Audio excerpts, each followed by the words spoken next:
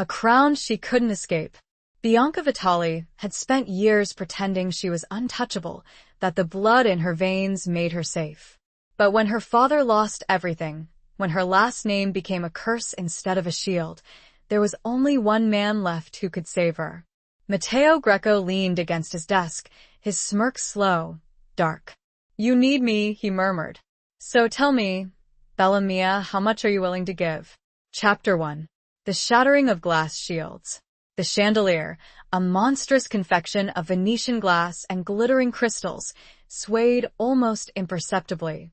Bianca Vitali watched it, her gaze detached, as if she were observing a scene from a play, one in which she had no role. Below it, the opulent dining room of the Vitali mansion, once a symbol of their untouchable status, felt more like a gilded cage, the bars tightening with every strained word exchanged between her father, Don Alessandro Vitali, and the grim-faced men who surrounded him. She'd always known, in the abstract, that her family's wealth and power were built on something precarious. The hushed phone calls late at night, the men with cold eyes and heavy hands who frequented their home, the subtle, almost imperceptible shift in atmosphere whenever her father entered a room, a blend of respect and fear. But Bianca, at 57, had carefully cultivated a life of deliberate ignorance. She'd focused on her charities, her art, the carefully curated social circles that orbited the Vitali name like planets around a dying star. She'd been a wife, a mother, and now a widow, her husband, Marco, having succumbed to a sudden illness 5 years prior, leaving a void that she'd filled with elegant distractions. Tonight, however, the distractions were failing. The air crackled with a tension so thick, it felt like a physical presence. Her father, a man whose very posture usually radiated an unbreakable confidence, looked diminished. His shoulders, usually squared with the weight of his authority, slumped slightly. The lines etched around his mouth, usually softened by a ready smile, were deeper, harder. He was arguing, his voice low and strained, with Lorenzo, his consigliere, a man whose loyalty Bianca had never questioned, until now. Lorenzo's face was a mask of carefully controlled neutrality, but his eyes, usually deferential, held a flicker of something that looked disturbingly like pity. "Alessandro, you have no choice," Lorenzo was saying, his voice a low rumble that carried across the vast expanse of the mahogany table. "The terms are unfavorable, but refusal is not an option." "Not anymore." "Unfavorable?" Alessandro's voice rose, a flicker of the old fire returning. "They are demanding everything. My businesses, my properties, even this house." He gestured around the room, his hand encompassing the grandeur that had always been the backdrop of their lives. "They want to strip me bare, leave me with nothing." Bianca's carefully constructed world, the one built on the illusion of safety and privilege, began to crumble. The words, though spoken in hushed tones, felt like hammer blows against her composure. "Everything?" She looked at the antique silver, the priceless paintings on the walls, the Persian rug beneath her feet, each object a testament to generations of Vitali power. Could it all vanish just like that? A cold dread seeped into her bones. She had never concerned herself with the details of her father's business. She'd known, of course, that it involved more than the legitimate import-export company that bore the Vitali name. But she had deliberately, willfully, remained ignorant. It was a conscious choice, a way to protect herself, to maintain the illusion of normalcy in a world that was anything but. Now, that illusion was shattering. "There are debts," Lorenzo said, his voice carefully measured. "Debts that have come due. The other families, they are no longer willing to wait." Bianca knew what other families meant. It was the euphemism they used for the intricate, dangerous web of alliances and rivalries that constituted the mafia. The world her father ruled, the world she had always kept at arm's length. Her son, Leo, a young man of 28, who had inherited more of the fire of his grandfather than the cold demeanor of his deceased father, stood beside her, his hand resting lightly on her arm. She felt the tension in his grip, the barely suppressed anger that radiated from him. He was a lawyer, trained in the intricacies of contracts and negotiations, But even his legal expertise felt useless in the face of this brutal, primal power play. "We can fight this," Leo said, his voice tight, with controlled fury. "There are legal avenues. We can." Lorenzo cut him off with a sharp shake of his head. "Leo, this is not a matter for the courts. This is a different kind of law. A different kind of law." The words hung in the air, heavy with unspoken implications. Bianca felt a shiver run down her spine. It was the law of the underworld, the law of power and violence, the law that had always existed in the shadows of her life, and now threatened to engulf her completely. Alessandro slammed his fist on the table, the sound echoing through the room. "I will not be brought to my knees. I am Alessandro Vitali. I built this empire from nothing, and I will not let them take it from me." But even as he spoke, Bianca saw the doubt in his eyes, the fear that he couldn't quite mask. He was a proud man, a powerful man, but he was also a man facing an insurmountable enemy. The meeting, if it could even be called that, continued for another hour, the arguments growing more heated, the options dwindling. Bianca remained silent, a silent observer, her mind racing. She thought of her comfortable life, her friends, her charities, her art, all of it built on a foundation that was now crumbling beneath her feet. Finally, Alessandro stood up, his face drawn and haggard. "Enough," he said, his voice hoarse. "I need time to think. Lorenzo, arrange a meeting with Greco. Tell him I am willing to discuss terms." The name Greco sent another jolt of fear through Bianca. Matteo Greco. She'd only met him a handful of times, years ago, when he was still a young, rising star in his own family. Even then, he'd exuded an aura of dangerous charisma, a sense of power barely contained beneath a veneer of civility. He was known for his ruthlessness, his ambition, his unconventional methods. He was also, rumor had it, the one man who held the power to save, or destroy, the Vitali family. As the men filed out of the room, leaving Alessandro alone at the head of the table, Bianca finally spoke. "Father," she said, her voice trembling slightly, what does this mean? What happens now?" Alessandro looked at her, his eyes filled with a mixture of weariness and something else. Something that looked like regret. "It means, Bianca," he said softly, "that we are no longer untouchable. It means that our world is about to change." He paused, then added, his voice barely a whisper, "And it means I might have to ask you to make a very difficult choice." The weight of his words, the unspoken implications, settled upon her like a shroud. The choice, she knew, would be about her. It would be about what she was willing to do, what she was willing to sacrifice, to save her family, to save herself. The shattering of her glass shield had left her exposed, vulnerable, and utterly, terrifyingly alone. The only thing she was sure in that moment was that the life she had always known, the life of comfortable ignorance, was over. The echo of his last words whispered a cold truth. She'd have to face the devil himself, and he always collected his due. Chapter 2. Whispers in the Shadows of the Past. The silence in the Vitali mansion was heavy, suffocating. It wasn't the peaceful quiet of a home at rest, but the tense, expectant hush before a storm. Bianca found herself wandering through the familiar rooms, each object a painful reminder of the life that was slipping through her fingers. She paused in the library, her fingers tracing the spines of leather-bound books, many of which she'd never opened. Her father had always valued the appearance of culture, of refinement, as much as the substance. It was a shield, a way to distance themselves from the brutal reality of their world. She picked up a framed photograph from a side table. It was a picture of her and Marco, taken on their wedding day. He looked so young, so full of life, his arm around her waist, his eyes sparkling with love. She remembered that day with a sharp pang of loss. Marco had been her anchor, her refuge from the shadows that surrounded her family. He hadn't been involved in the family business, and she'd cherished that separation, that sense of normalcy he'd brought to her life. But even Marco hadn't been entirely untouched by the Vitali legacy. He'd known, of course, about her father's true profession. He'd accepted it, as she had, as a fact of life, something that couldn't be changed. But she'd always sensed a certain unease in him, a subtle disapproval that he'd never voiced. He tried to shield her, to protect her from the darker aspects of her family's world.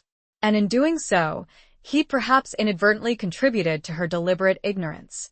She replaced the photograph, her gaze falling on a small, antique music box on the shelf. It had been a gift from her grandmother, Nana Isabella, a woman who had embodied both the strength and the sorrow of the Vitali women. Nana Isabella had been a formidable presence, a woman who had understood the price of power and the burden of secrets. She'd often told Bianca stories, veiled in metaphors and allegories, about the choices women in their family had made, the sacrifices they'd endured. Bianca had always dismissed those stories as old wives' tales, relics of a bygone era. But now, they echoed in her mind with a new, unsettling resonance. She remembered one particular story, about a young woman who had been forced to marry a powerful man, a man she didn't love, to save her family from ruin. The woman in the story had eventually found a kind of acceptance, even a strange sort of love, in her arranged marriage. But she'd also lost a part of herself, a spark of independence that had been extinguished by the weight of her duty. Bianca opened the music box. A delicate, melancholic melody filled the room. It was a tune her grandmother had often hummed, a tune that spoke of both longing and resignation. She closed her eyes, letting the music wash over her, feeling the weight of her heritage, the weight of the choices that lay ahead. A sound behind her made her turn. Leo stood in the doorway, his face etched with worry. "Donna," he said, using the Italian term of endearment for grandmother, "are you all right?" She managed a weak smile. "Just thinking." He came closer, his eyes searching hers. "About what father said." She nodded. "About what it means for us." For you. Leo was her rock, her protector, ever since Marco's passing. He'd stepped into the role of the man of the house with a maturity that belied his years. He was fiercely protective of her, of their family, but he also had a strong sense of justice, a moral compass that sometimes seemed at odds with the world they inhabited. "We'll find a way," he said, his voice firm. "We always do." But Bianca wasn't so sure. This time felt different. This time, the threat felt existential. It wasn't just about money or power, it was about survival. "Your father mentioned Greco," she said, the name tasting like ash in her mouth. Leo's expression hardened. Matteo Greco. "He's a snake. A dangerous one. He's also, apparently, our only hope." Leo scoffed. "Hope? He's a vulture, circling, waiting for us to fall. Your father seems to think he can negotiate with him." "Negotiate? With Greco? It's more likely he'll make a deal with the devil." Bianca shivered. The image of Matteo Greco, as she remembered him, flashed through her mind. He'd been handsome, undeniably, with dark, intense eyes and a smile that could charm the birds from the trees. But there had been something unsettling about him, a coldness beneath the surface, a sense of barely restrained power. He'd been like a coiled spring, ready to unleash at any moment. "I met him a few times years ago," she said, her voice barely a whisper. "At social events. He was always polite, respectful. But you felt it, didn't you?" Leo said, his voice low. "The danger. The darkness." She nodded. "He was different from the other men. He radiated something. Something that made my skin crawl." "He's ambitious," Leo said. "Ruthless. He's been consolidating power for years, taking down rivals, expanding his territory. He's the most powerful capo in the city now, maybe even in the country." "And your father owes him everything?" Leo hesitated. "It's complicated. There are old debts, old alliances, old betrayals. It goes back generations. Greco's father and our grandfather were rivals. There was bad blood between them. A lot of it."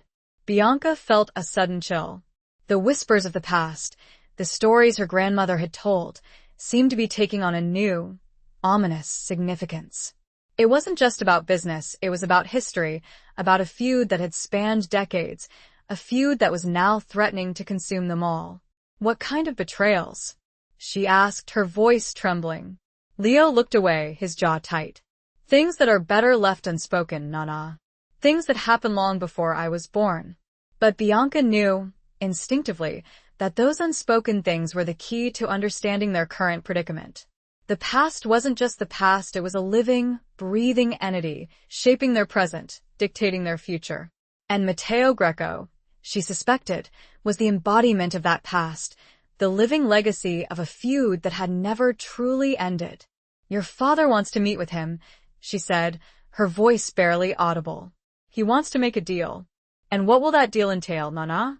Leo asked, his eyes filled with a mixture of fear and anger. What will Greco demand in return? Bianca didn't answer. She didn't have to. They both knew. The price, whatever it was, would be high. And she, as the daughter of Alessandro Vitali, as the widow of Marco, as the mother of Leo, would likely be the one to pay it. A cold premonition gripped her, a whisper from the shadows that told her the meeting with Greco wouldn't be a negotiation, but a surrender. A surrender not just of her family's fortune, but perhaps of something far more precious. Chapter 3. A bargain struck under moonlight. The meeting was arranged with unsettling speed. Less than 24 hours after Alessandro Vitali had uttered the name Greco, a sleek, black car pulled up to the mansion gates. Bianca watched from an upstairs window, her heart pounding against her ribs like a trapped bird.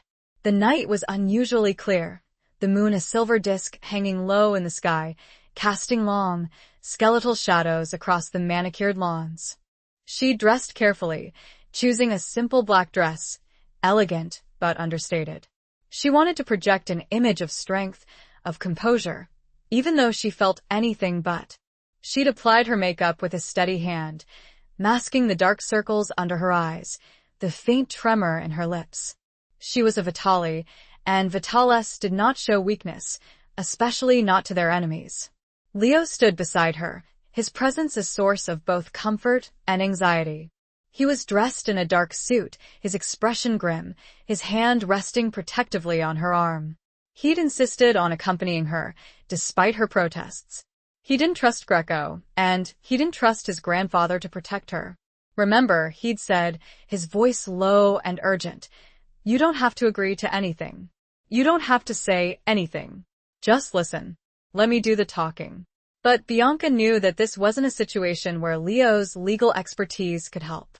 This was a negotiation of a different kind, a dance of power and submission, where the stakes were far higher than any contract or court case. They went downstairs to meet Alessandro, who was waiting in the foyer, his face pale but resolute. He looked at Bianca, his eyes filled with a mixture of apology and something else. Something that looked like desperation. "Bianca," he said, his voice hoarse, I am sorry to involve you in this. But it's necessary." She nodded, forcing a smile. "I understand, father." He led them to the drawing room, a smaller, more intimate space than the dining room, furnished with plush armchairs and a low, marble coffee table. A fire crackled in the hearth, casting flickering shadows on the walls.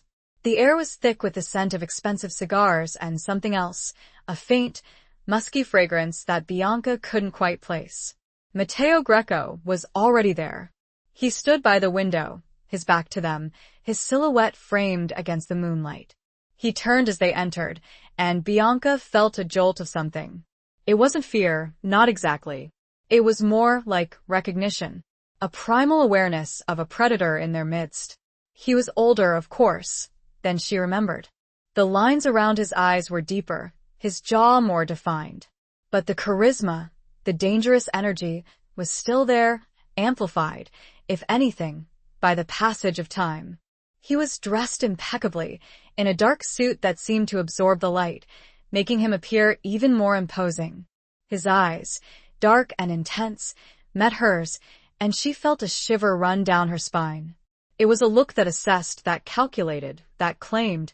"Don Vitali," he said, his voice a low, resonant rumble that seemed to vibrate in the air. "You honor me with your invitation." The sarcasm was subtle, but unmistakable. Greco was not here to offer condolences or assistance. He was here to collect. Alessandro gestured towards the armchairs. Greco. "Please sit." They sat, Bianca and Leo flanking Alessandro, facing Greco, who took the armchair opposite them. The silence stretched, thick with unspoken tension. Greco finally broke the silence, his gaze sweeping over them, lingering on Bianca. I understand you have a proposition for me, Don Vitale. Alessandro cleared his throat. I am prepared to discuss terms. For the resolution of our differences. Greco smiled, a slow, predatory smile that didn't reach his eyes. Differences? That's a polite way of putting it. Let's be honest, Don Vitale. You're bankrupt. Your empire is crumbling. And you owe me everything. The bluntness of his words, the cold, hard truth they contained, hit Bianca like a physical blow. She saw her father flinch, saw the humiliation in his eyes. I am willing to negotiate, Alessandro said, his voice strained. I can offer you a percentage of my remaining assets. A significant percentage. Greco laughed, a short, sharp sound that echoed through the room. A percentage? Of what? Your debts? Your failing businesses? Your crumbling mansion? He gestured around the room, his eyes mocking. No, Don Vitale. I'm not interested in percentages. I'm interested in everything. Bianca felt Leo tense beside her, his hand tightening on her arm. She knew he was about to speak, to object, but she squeezed his hand, a silent warning. This was not a battle he could win. What do you propose? Alessandro asked, his voice barely a whisper. Greco leaned forward, his eyes locking onto Bianca's. I propose a marriage. The word hung in the air, heavy and shocking. Bianca felt her breath catch in her throat. A marriage? To him? It was unthinkable, impossible. A marriage? Alessandro stammered. To whom? Greco's smile widened. To me, of course. And to your daughter. Bianca felt the blood drain from her face. She stared at Greco, her mind reeling. This was beyond anything she could have imagined. It was a barbaric, medieval solution, a throwback to a time when women were traded like chattel to settle debts and forge alliances. No, Leo said, his voice rising in anger. Absolutely not. This is insane. Greco ignored him, his gaze still fixed on Bianca. Your daughter, Don Vitale. She is a valuable asset. A beautiful woman, of good breeding, with the Vitale name. She would be a fitting wife for me. And her dowry would be the resolution of all your debts. Bianca felt the wave of nausea wash over her. She was being bartered, traded like a piece of property, to save her father's crumbling empire. It was a humiliation, a betrayal, a sacrifice. Alessandro looked at her, his eyes pleading. Bianca? She looked at her father, at the desperation in his face, at the weight of his failure. She looked at Leo, at his anger and helplessness. She looked at Greco, at his cold, calculating gaze, at the power he exuded. And she knew what she had to do. I agree, she said, her voice surprisingly steady, despite the turmoil raging inside her. Leo gasped. Nana. No. You can't. But Bianca ignored him. She met Greco's gaze, her eyes filled with a mixture of defiance and despair. I agree to your terms, Matteo Greco. I will marry you, in exchange for the complete and total forgiveness of my father's debts, and the safety of my family. Greco's smile widened, a genuine smile this time, one that reached his eyes, transforming his face from cold calculation to something almost human. A wise choice, Bianca Vitale. A very wise choice. He rose from his chair, extending his hand to her. Welcome to the family. She took his hand, her fingers trembling slightly. His grip was firm, possessive. It was the touch of a predator, claiming his prey. The moonlight streamed through the window, illuminating the scene, turning it into a tableau of ancient ritual, a bargain struck in the shadows, a sacrifice made under the cold, indifferent gaze of the moon. The bargain had been struck, and she knew, with a chilling certainty, that her life had just been irrevocably, and perhaps tragically, altered forever. Chapter 4. The Weight of Unspoken Promises. The days following the moonlit bargain were a blur of hurried arrangements and suppressed emotions. Bianca moved through them like a ghost, her mind numb, her body operating on autopilot. She packed her belongings, leaving behind the only home she'd ever known, the familiar comforts that had once defined her existence. Leo was furious, heartbroken, and utterly powerless. He'd pleaded with her, argued with her, even threatened to go to the authorities, but Bianca had remained firm. She'd made her choice, and she would see it through. She couldn't explain it to him, not fully. It wasn't just about saving her father, it was about something deeper, something more primal. It was about duty, about loyalty, about the unspoken promises that bound her to her family, to her heritage. Alessandro, meanwhile, was a mixture of relief and guilt. He'd avoided her gaze, unable to meet her eyes, ashamed of the sacrifice he'd demanded of her. He'd tried to thank her, to apologize, but the words had caught in his throat. Bianca had simply shaken her head, telling him there was no need. She understood. She'd always understood. The wedding itself was a stark contrast to the lavish ceremony she'd had with Marco. It was a small, private affair, held in a dimly lit chapel, attended only by a handful of witnesses, all members of Greco's inner circle. There were no flowers, no music, no joyful celebration. It was a business transaction, a merging of two families, a sealing of a pact. Bianca wore a simple cream-colored dress, the only concession to tradition. She'd refused to wear white, feeling it would be a mockery of the vows she was about to take. She'd done her own hair and makeup, her reflection in the mirror a stranger staring back at her, a woman she didn't recognize. Matteo Greco, standing at the altar, looked even more imposing in the somber setting. He was dressed in a black suit, his dark eyes intense, his expression unreadable. He didn't smile, didn't offer her any words of comfort or reassurance. He simply waited, his presence radiating a silent power that filled the chapel. The ceremony was brief, almost perfunctory. The priest, a man with tired eyes and a weary voice, recited the vows in a monotone, his words seeming to carry little weight. Bianca repeated the words mechanically, her voice devoid of emotion. She felt nothing, only a hollow emptiness, a sense of detachment from the reality unfolding around her. When it was over, Greco placed a heavy gold band on her finger, the metal cold against her skin.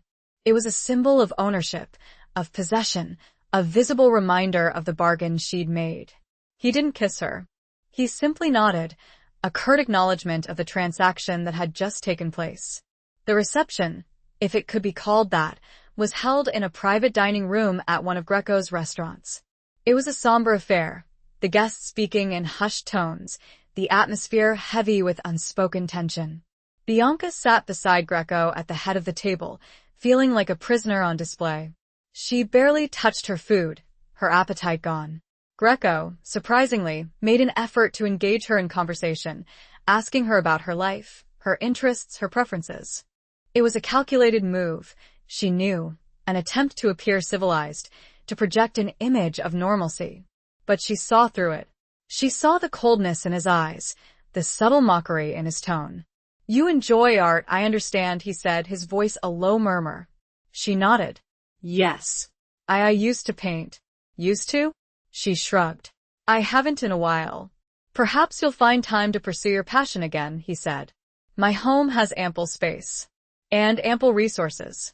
It was a veiled offer, a subtle reminder of her new status, of the privileges that came with being his wife. But Bianca felt no gratitude, only a deepening sense of unease. Leo, who'd insisted on attending, despite his objections to the marriage, sat across from her, his eyes filled with a mixture of anger and sorrow. He didn't speak to her, couldn't bring himself to. She understood. He felt betrayed, abandoned, and she couldn't blame him. As the evening wore on, Bianca felt a growing sense of isolation. She was surrounded by strangers, by people who were loyal to Greco, not to her. She was an outsider, an interloper, a prize. Finally, Greco stood up, signaling the end of the evening. "It's been a long day," he said, his voice addressing the room. "My wife and I will retire." The guests murmured their farewells, their eyes lingering on Bianca, assessing her. judging her. She felt their gazes like physical weights, pressing down on her. Greco led her out of the dining room, his hand resting lightly on the small of her back, a gesture that was both possessive and controlling. They walked in silence to a waiting car, a black limousine that whisked them away into the night. Bianca stared out the window, watching the city lights blur past, feeling a profound sense of loss, of displacement. She was leaving behind everything she'd ever known, everything that had defined her. She was entering a new world, a dangerous world, a world ruled by Matteo Greco. They arrived at his home, a sprawling mansion perched on a hilltop overlooking the city. It was a fortress, a symbol of his power and wealth. The house was modern, sleek, and minimalist, a stark contrast to the old-world charm of the Vitali mansion. It felt cold, impersonal, devoid of warmth. Greco led her through the silent hallways, their footsteps echoing on the marble floors. He showed her to her room, a large, opulent suite with a panoramic view of the city. It was beautiful, luxurious, but it felt like a prison cell. "You'll find everything you need here," he said, his voice devoid of emotion. "Clothes, toiletries, anything you desire." She nodded, unable to speak. He paused at the door, his eyes lingering on her, assessing her. "We have an understanding, Bianca," he said, his voice low and serious. "You will be my wife, in every sense of the word. You will obey me. You will respect me. And you will never betray me." The threat was implicit, unspoken, but it hung in the air between them, heavy and ominous. It was the weight of the unspoken promises, the price of the bargain she'd made. She was his now, body and soul. And she knew, with a chilling certainty, that her life had just begun its descent into a darkness she could scarcely comprehend, a darkness guarded by secrets and old vendettas she had yet to understand, let alone escape. She only knew the understanding was a cage, and she was the bird trapped within, wings clipped by a marriage vow. Chapter 5. Echoes of Betrayal in Empty Halls. The first few weeks in Greco's mansion were a study in isolation. Bianca had the run of the house, a sprawling, modern edifice filled with expensive art and silent staff, but it felt more like a gilded cage than a home.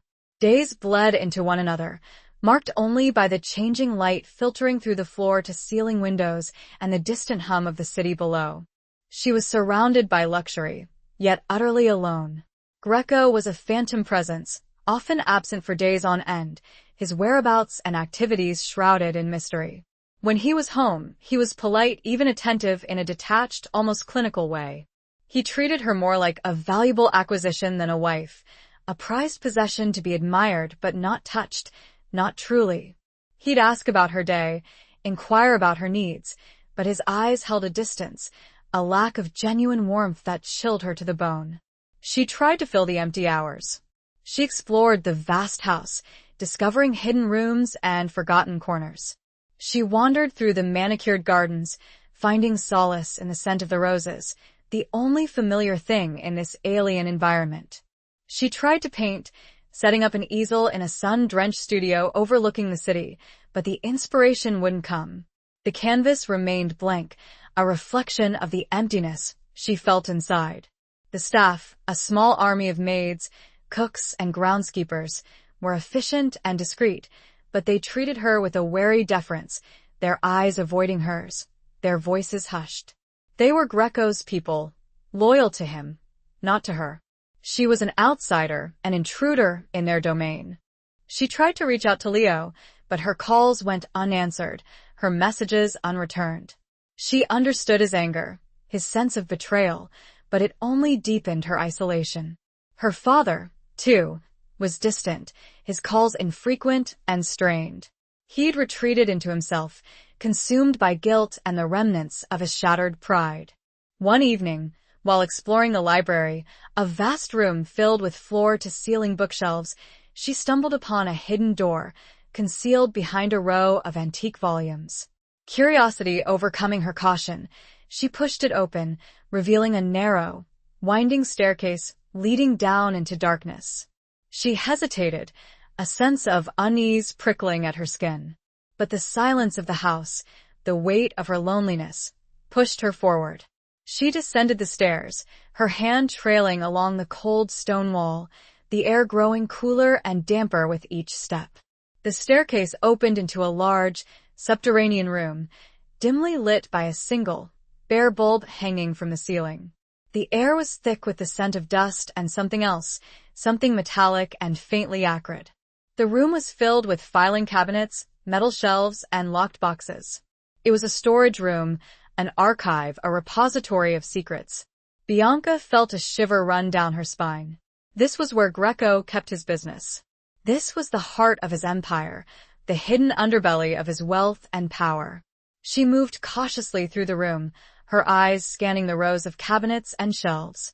She saw files labeled with cryptic names and numbers, boxes marked with ominous symbols. She felt a sense of dread, a violation, as if she were trespassing on forbidden ground. She noticed a small, wooden box on one of the shelves, tucked away in a corner. It was different from the other containers, more ornate, more personal. Curiosity overcoming her fear, she reached for it, her fingers brushing against the cold, smooth wood. As she lifted the box, the lid came loose, revealing a collection of old photographs and letters, tied together with a faded ribbon. She recognized the handwriting on the letters instantly. It was her grandmother's, Nana Isabella's. Her heart pounding, she carefully untied the ribbon and spread the contents of the box on a nearby table. The photographs were old, faded, and sepia-toned, depicting scenes from a bygone era. She saw pictures of her grandmother as a young woman, beautiful and vibrant, her eyes full of life. She saw pictures of her grandfather, Don Antonio Vitali, a stern, imposing figure, his hand resting possessively on Isabella's shoulder. And then she saw him, a young, handsome man, standing beside her grandfather, his arm around a young woman who bore a striking resemblance to Bianca herself. It was Greco's father, Lorenzo Greco Sr. And the woman he was embracing was not Nana Isabella. It was another woman, a woman Bianca had never seen before, a woman with sad eyes and a forced smile. The letters, written in Italian, were a revelation. They were love letters, passionate and desperate, written by Nana Isabella to Lorenzo Greco Sr. They spoke of a forbidden love, a secret affair, a betrayal that had spanned years. They spoke of a child born out of wedlock, a child whose existence had been kept secret from the world. Bianca felt the blood drain from her face. The echoes of betrayal, the whispers of the past, were suddenly screaming in her ears. The feud between the Vitalas and the Grecos, the bad blood that Leo had spoken of, was not just about business, it was about love, about betrayal, about a secret that had been buried for generations. She read further, her hands trembling. The letters revealed a tragic tale. Nana Isabella had been forced to marry Don Antonio, a man she didn't love, to secure an alliance between their families. But she'd continued her affair with Lorenzo Greco, risking everything for a love that was forbidden, doomed. The child, a boy, had been given up for adoption, his true identity hidden from him, from everyone. The last letter, dated just a few months before Nana Isabella's death, was filled with regret and despair. She'd begged Lorenzo to tell their son the truth, to reveal his heritage, but he'd refused.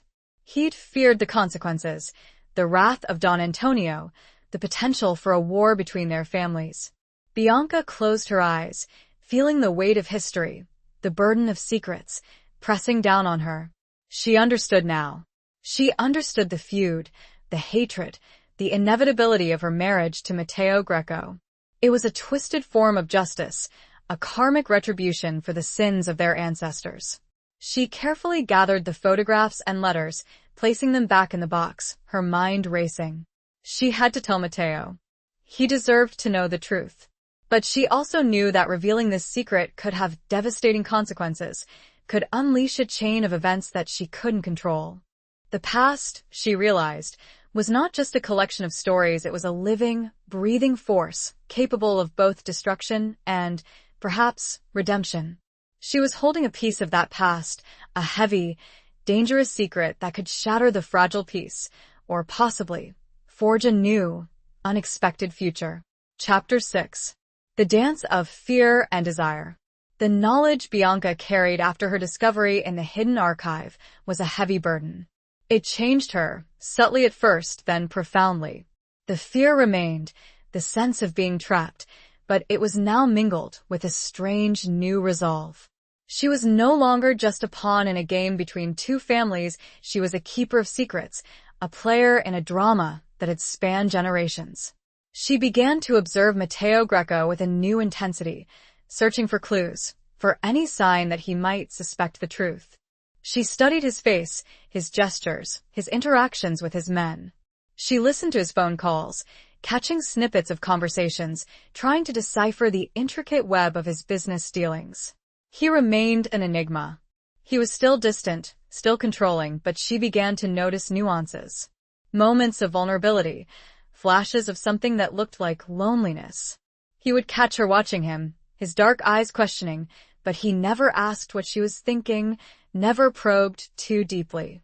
One evening, he found her in the studio, standing before the blank canvas, her brush poised in mid-air. He'd been away for several days, and his return had been unannounced as usual. "Still no inspiration?" he asked, his voice a low rumble that sent a shiver down her spine. She shook her head, not turning to face him. "It's difficult." He came closer, standing behind her, his presence filling the room. She could feel the warmth of his body, smell the faint scent of his cologne, a musky fragrance that was both alluring and unsettling. "What's difficult, Bianca?" he asked, his voice softer now, almost gentle. "The painting? Or something else?" She hesitated, her heart pounding. She wanted to tell him, to unburden herself of the secret, but she was afraid. Afraid of his reaction, afraid of the consequences. "Everything," she said, her voice barely a whisper. This life. It's not what I expected." He was silent for a moment, then he spoke, his voice close to her ear. "And what did you expect, Bianca? A fairy tale? A love story?" She turned to face him, her eyes meeting his. "I expected honesty," she said, her voice trembling slightly. "I expected respect." His eyes narrowed, his expression hardening. "You have my respect, Bianca. As my wife. But not as a person," she countered. "I'm a possession. A trophy." He reached out, his hand brushing against her cheek, his touch surprisingly gentle. "You are more than that, Bianca. You are a Vitali. And now, you are a Greco. That carries weight. Responsibility." She flinched at his touch, at the reminder of her obligation. "I don't want responsibility," she said, her voice rising. "I want freedom." He smiled, a slow, predatory smile that didn't reach his eyes. "Freedom is an illusion, Bianca. We are all prisoners of something. Of our past, of our families, of our desires." His words, his gaze, sent a wave of conflicting emotions through her. Fear, yes, but also something else. Something that she didn't want to acknowledge, something that felt dangerous, forbidden.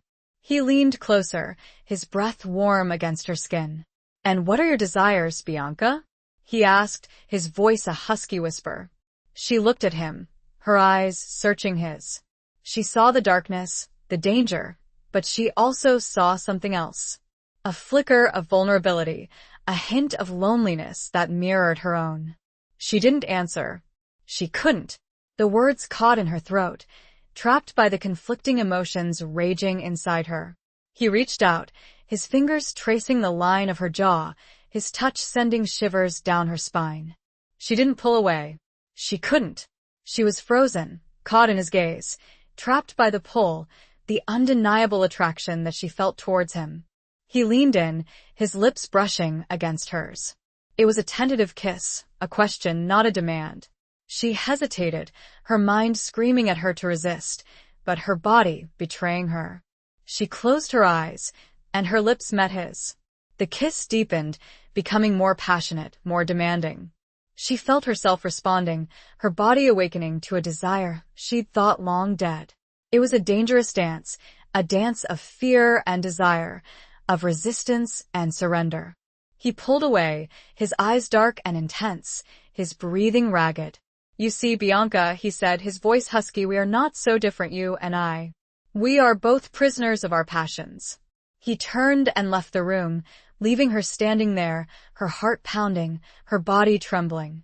The kiss had changed everything. It had broken down a barrier, crossed a line. It had awakened something within her, something that she couldn't ignore, something that terrified her. She knew she was playing a dangerous game. She was falling for her captor, for the man who held her life in his hands. She was falling for the enemy. And she knew, with a chilling certainty, that this dance of fear and desire could only lead to one thing: disaster. Or that sliver of a terrifying thought, a love that could destroy them both, a love born in darkness and bound to either consume or transform everything she knew. It was a terrifying tightrope walk, with the abyss on either side. Chapter 7. Masks and Mirrored Gazes. The kiss in the studio became a turning point, an unspoken acknowledgement of the dangerous undercurrent that flowed between Bianca and Matteo. It was never discussed, never referenced directly, but it hung in the air between them, a palpable tension that colored every interaction. Greco, to her surprise, began to include her more in his life, or at least, in the carefully curated version of it that he presented to the world. He took her to social events, to galas and charity functions, introducing her to his associates, to the other powerful families that made up their world. She played the part of the dutiful wife, smiling, making polite conversation, hiding the turmoil that raged beneath the surface. She learned to read the unspoken cues, to navigate the intricate web of alliances and rivalries, to decipher the hidden meanings behind the veiled words. She saw how Greco was perceived by others, with respect, with fear, with a grudging admiration. He was a powerful man, a charismatic leader, a ruthless opponent. But she also saw the loneliness in his eyes, the isolation that came with his position. He was surrounded by people, but truly connected to none. She began to understand the masks he wore, the carefully constructed facades he presented to the world. There was the public face, the charming, sophisticated businessman. There was the private face, the cold, calculating capo, making ruthless decisions, ordering acts of violence. And then there was something else. A glimpse of the man beneath the masks, the man she'd glimpsed in the studio, the man capable of vulnerability, of desire. One evening, they attended a lavish gala at a museum, a fundraising event for a local charity. Bianca wore a stunning gown that Greco had chosen for her, a deep red silk that accentuated her figure, her dark hair swept up in an elegant chignon. She felt like a doll, a mannequin, dressed up and displayed for his amusement. As they mingled with the guests, Bianca noticed a woman watching them, her eyes filled with a mixture of envy and something else. She was beautiful, sophisticated, with an air of confidence that bordered on arrogance. She was dressed in a black gown that clung to her curves, her blonde hair cascading down her back. Greco saw her too, and his expression hardened. He steered Bianca away, his hand resting possessively on the small of her back. "Who is she?" Bianca asked, her voice low. Greco hesitated. "Her name is Isabella," he said, his voice carefully neutral. "Isabella Rossi. An old acquaintance." Bianca sensed there was more to the story, a history that Greco was reluctant to reveal. She saw the way Isabella looked at him, the possessiveness in her gaze, the subtle challenge. It was the look of a woman who had once been close to him, a woman who still believed she had a claim on him. Later that evening, while Greco was engaged in a conversation with a group of men, Isabella approached Bianca. "You're the Vitali woman," she said, her voice a silky purr. "The bride." Bianca nodded, her guard up. "And you are?" Isabella smiled, a predatory smile that reminded Bianca of Greco. "A friend," she said. "A very close friend of Matteo's. We go way back." Bianca felt a surge of something. Jealousy? Anger? Resentment? She wasn't sure. She told herself that her marriage was a business arrangement, a sacrifice, that she had no emotional investment in Greco. But Isabella's words, her insinuations, stung. "I see," Bianca said, her voice carefully controlled. "I'm sure Matteo appreciates your friendship." Isabella laughed, a throaty sound that echoed through the room. "Oh, he does," she said. "More than you know." She leaned closer, her voice dropping to a whisper. "He has a type, you know. Strong women. Women with fire. Women who aren't afraid to challenge him." She paused, her eyes raking over Bianca, assessing her. "I'm not sure you're his type, dear. You seem a bit too tame." Bianca felt her anger rise, but she forced herself to remain calm. She wouldn't give Isabella the satisfaction of seeing her rattled.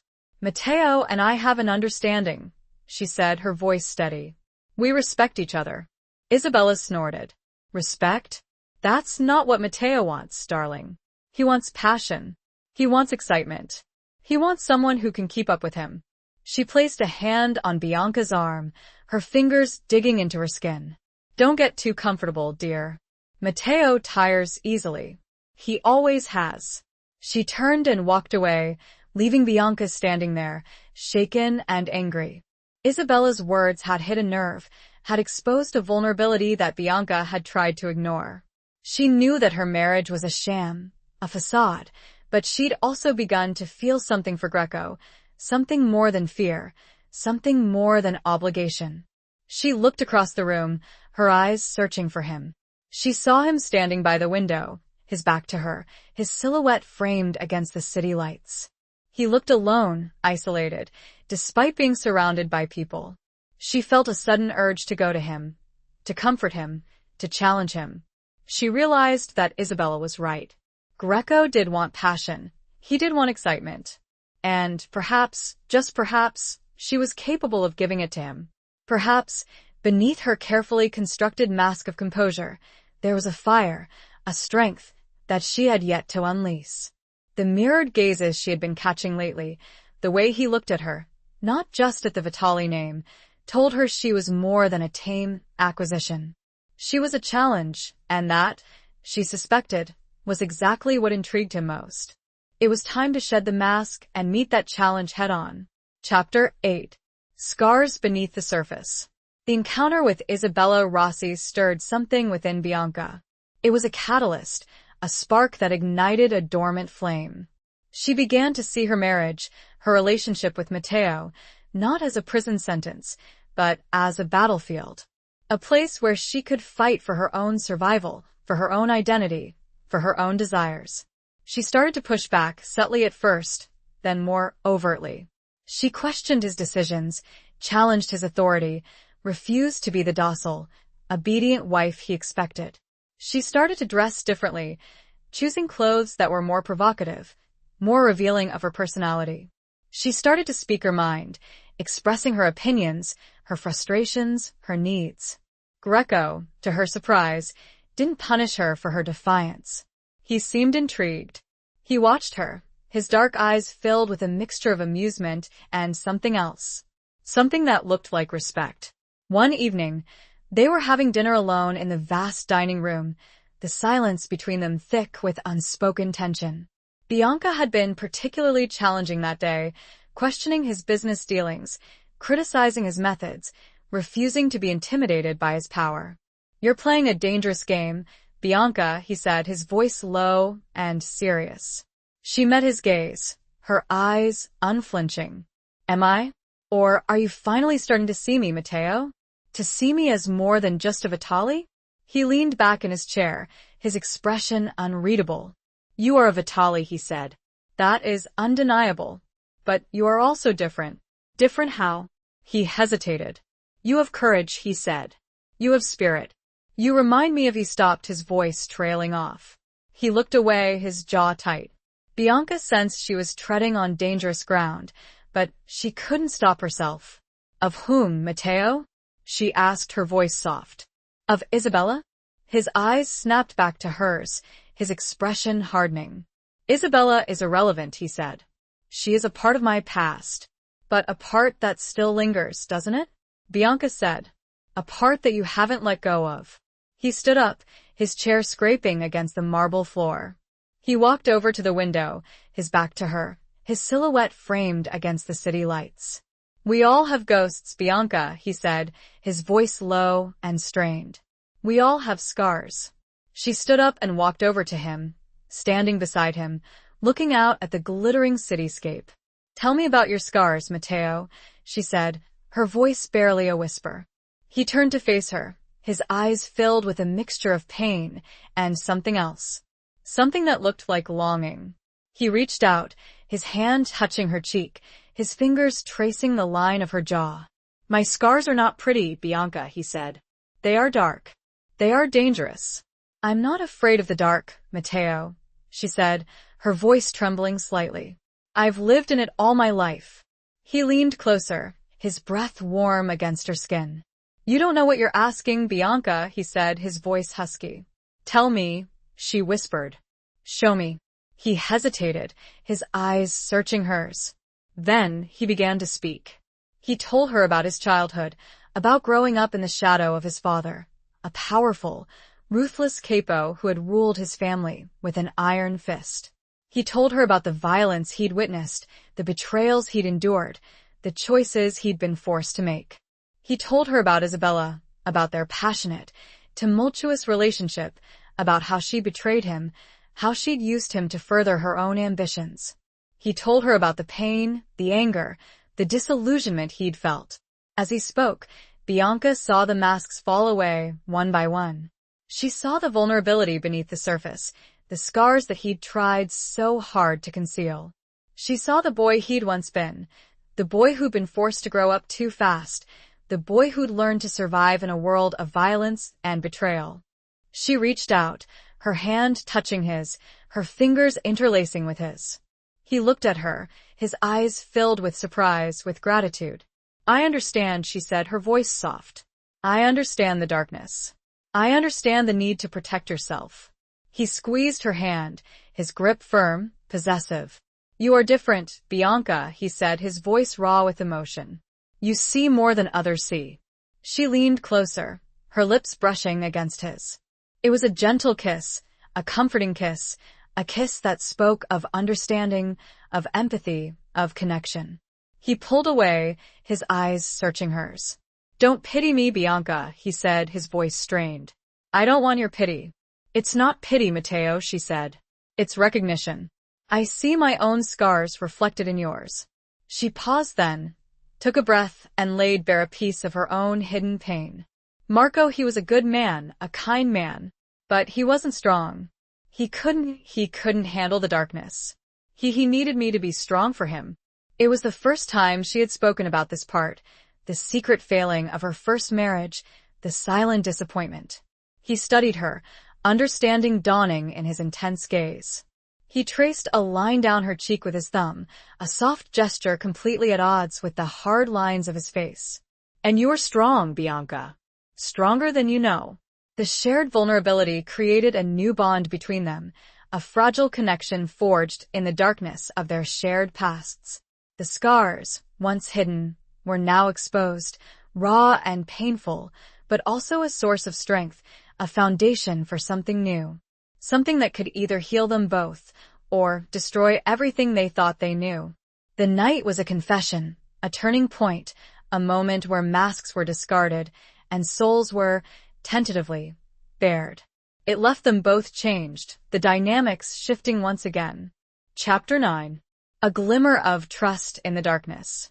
The shared vulnerability of that night created a subtle but significant shift in Bianca and Matteo's relationship. The walls didn't crumble entirely, but cracks appeared, allowing glimpses of genuine connection to shine through. There was a new cautiousness, a tentative reaching out, a fragile dance of trust and hesitation. Matteo began to involve Bianca more in his world, not just the social facade, but the inner workings of his business. He'd ask for her opinion, surprisingly often valuing her insights, her different perspective. He'd explain the complexities of his dealings, the delicate balance of power, the constant threats and alliances. Bianca, in turn, began to understand the pressures he faced, the weight of the responsibilities he carried. She saw the toll it took on him, the constant vigilance, the sleepless nights, the ever-present threat of violence. She started to see him not just as a captor, not just as a powerful capo, but as a man, burdened by his past, trapped by his circumstances. One day, He took her to a small, unassuming trattoria in a quiet neighborhood, far from the glitz and glamour of their usual haunts. It was a place he'd frequented as a child, he told her, a place that held memories. They sat at a small table in the corner, the air filled with the aroma of garlic, tomatoes, and oregano. The owner, an elderly woman with a warm smile and knowing eyes, greeted Matteo like an old friend, fussing over him, bringing them plates of homemade pasta and strong, red wine. "This is where I came when I needed escape," Matteo said, his voice soft, his gaze distant.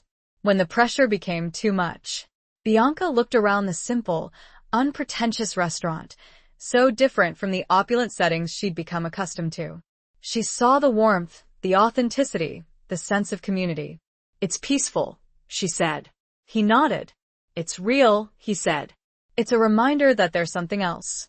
Something beyond the darkness." They ate in silence for a while, the only sounds the clinking of forks and the murmur of conversations from other tables. Bianca felt a sense of contentment, a feeling she hadn't experienced in a long time. It was a simple moment, an ordinary moment, but it felt profound. "Tell me about your painting," Matteo said, breaking the silence. "What do you like to paint?" Bianca hesitated. She hadn't talked about her art with anyone in years, not since Marco's death. It felt like a part of herself she'd locked away, a part she was afraid to reveal. "I used to paint landscapes," she said, her voice hesitant. "Places I'd visited, places I'd dreamed of." "And now?" She shrugged. "Now I don't know. I can't seem to find the inspiration." He reached across the table, his hand covering hers. His touch was warm, reassuring. "Maybe you just need to look in a different place," he said. "Maybe you need to find a new perspective." His words, his touch, sent a shiver down her spine. It was a subtle gesture, a simple statement, but it felt significant. It felt like an invitation, an opening, a promise. Later that evening, back at the mansion, Bianca found herself drawn to the studio. She stood before the blank canvas, her brush in her hand, her mind racing. She thought about Matteo's words, about his suggestion to look in a different place. She closed her eyes, and an image came to her. It wasn't a landscape, not a place she'd visited or dreamed of. It was him, Matteo. His face, his eyes, his scars. She began to paint, her hand moving quickly, confidently, across the canvas. She didn't think, didn't plan. She just let the emotions flow. She painted the darkness, the danger, the vulnerability. She painted the man she'd come to know, the man beneath the masks, the man who had shared his scars with her. As she painted, she felt a sense of release, a sense of freedom.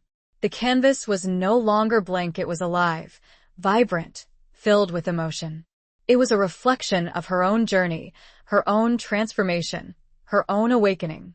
When she finally stepped back, hours later, she was exhausted, but also exhilarated. The painting was raw, powerful, unsettling. It was a portrait of Matteo, but it was also a portrait of herself, of their relationship, of the darkness and the light that bound them together. She heard a sound behind her and turned. Matteo stood in the doorway, his eyes fixed on the painting. He didn't speak for a long time, his expression unreadable. Finally, he walked closer, his gaze sweeping over the canvas, taking in every detail. "It's you," he said, his voice barely a whisper. "You see everything." She met his gaze, her heart pounding. "I see you, Matteo," she said. "The real you." He reached out, his hand touching the painting, his fingers tracing the lines of his face. "It's dangerous," he said, "to be seen so clearly. But also liberating," she said, "to be known." He looked at her, his eyes filled with a mixture of fear and desire. He leaned closer, his lips brushing against hers. It was a kiss of gratitude, of acceptance, of trust. It was a glimmer of hope in the darkness, a fragile seed of something more. It was a turning point, a moment of true seeing, of allowing themselves to be vulnerable and known, a risk they were both, tentatively, taking. The trust wasn't complete. The darkness still loomed, but there was a crack, a sliver of light, a possibility that had never existed before.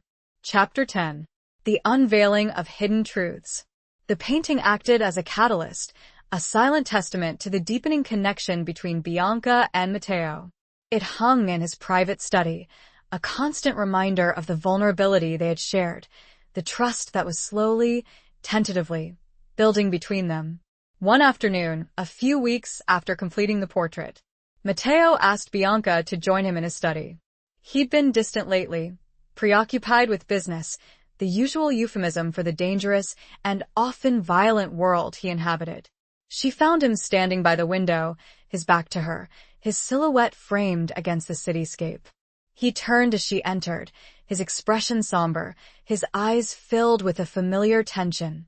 "There's something you need to know," he said, his voice low and serious. Bianca felt a knot of apprehension tighten in her stomach. She'd grown accustomed to his cryptic pronouncements, his sudden shifts in mood, but this felt different. This felt ominous. He gestured towards a chair, and she sat, her hands clasped tightly in her lap. He remained standing, pacing slowly back and forth, his movements agitated. "It's about my father," he said, his voice strained. "And your grandfather." Bianca's heart skipped a beat. The hidden box, the letters, the photographs, the secret she'd been carrying for weeks. She'd known this moment would come, she'd dreaded it, but she'd also known she couldn't keep the truth hidden forever. "What about them?" she asked, her voice barely a whisper. He stopped pacing and looked at her, his eyes searching hers. "They were rivals," he said. "Enemies. But there was more to it than that." He hesitated, his jaw tight. He walked over to his desk and opened a drawer, pulling out a small, wooden box. It was identical to the one she'd found in the hidden archive. He placed the box on the desk between them, his hand lingering on the lid. "I found this after my father died," he said. "It contains letters. Photographs." Bianca felt a wave of dizziness wash over her. He knew. He'd always known. The realization hit her with the force of a physical blow. "You know?" she stammered. He nodded, his eyes filled with a mixture of pain and something else. Something that looked like resignation. "I've known for years," he said. "I just didn't want to believe it." He opened the box, revealing the contents. Letters written in her grandmother's elegant script, photographs of her grandmother and his father, their faces filled with a love that was both passionate and forbidden. Bianca reached out, her hand trembling, and picked up one of the photographs. She saw her grandmother, young and beautiful, her eyes sparkling with a love she'd never seen in the photographs with Don Antonio. She saw Matteo's father, his arm around her grandmother, his gaze filled with a tenderness that was heartbreaking. "They were in love," she said, her voice choked with emotion. "Truly in love." Matteo nodded. "A love that was doomed," he said. "A love that destroyed everything." He told her the story she'd already pieced together from her grandmother's letters, but this time, from his perspective. He told her about his father's bitterness, his resentment towards the Vitales, his obsession with revenge. "He blamed your grandfather for everything," Matteo said. "For stealing his love, for ruining his life, for denying him his son." Bianca felt a surge of understanding. She understood Matteo's coldness, his ruthlessness, his distrust. He'd grown up in the shadow of his father's hatred, his father's pain, his father's obsession. "And the boy?" she asked, her voice trembling. "The child, what happened to him?" Matteo hesitated. "He was given up for adoption," he said. "His identity hidden." "Did your father ever try to find him?" Matteo shook his head. "He refused. He said it was too dangerous. He feared your grandfather's wrath." Bianca looked at him, her eyes filled with questions. She'd wondered, she'd speculated, she'd feared. But now, seeing the pain in his eyes, the truth became clear. "Matteo," she said, her voice barely a whisper. "The child was it you?" He looked away, his jaw tight, his body tense. He didn't answer, but his silence was confirmation.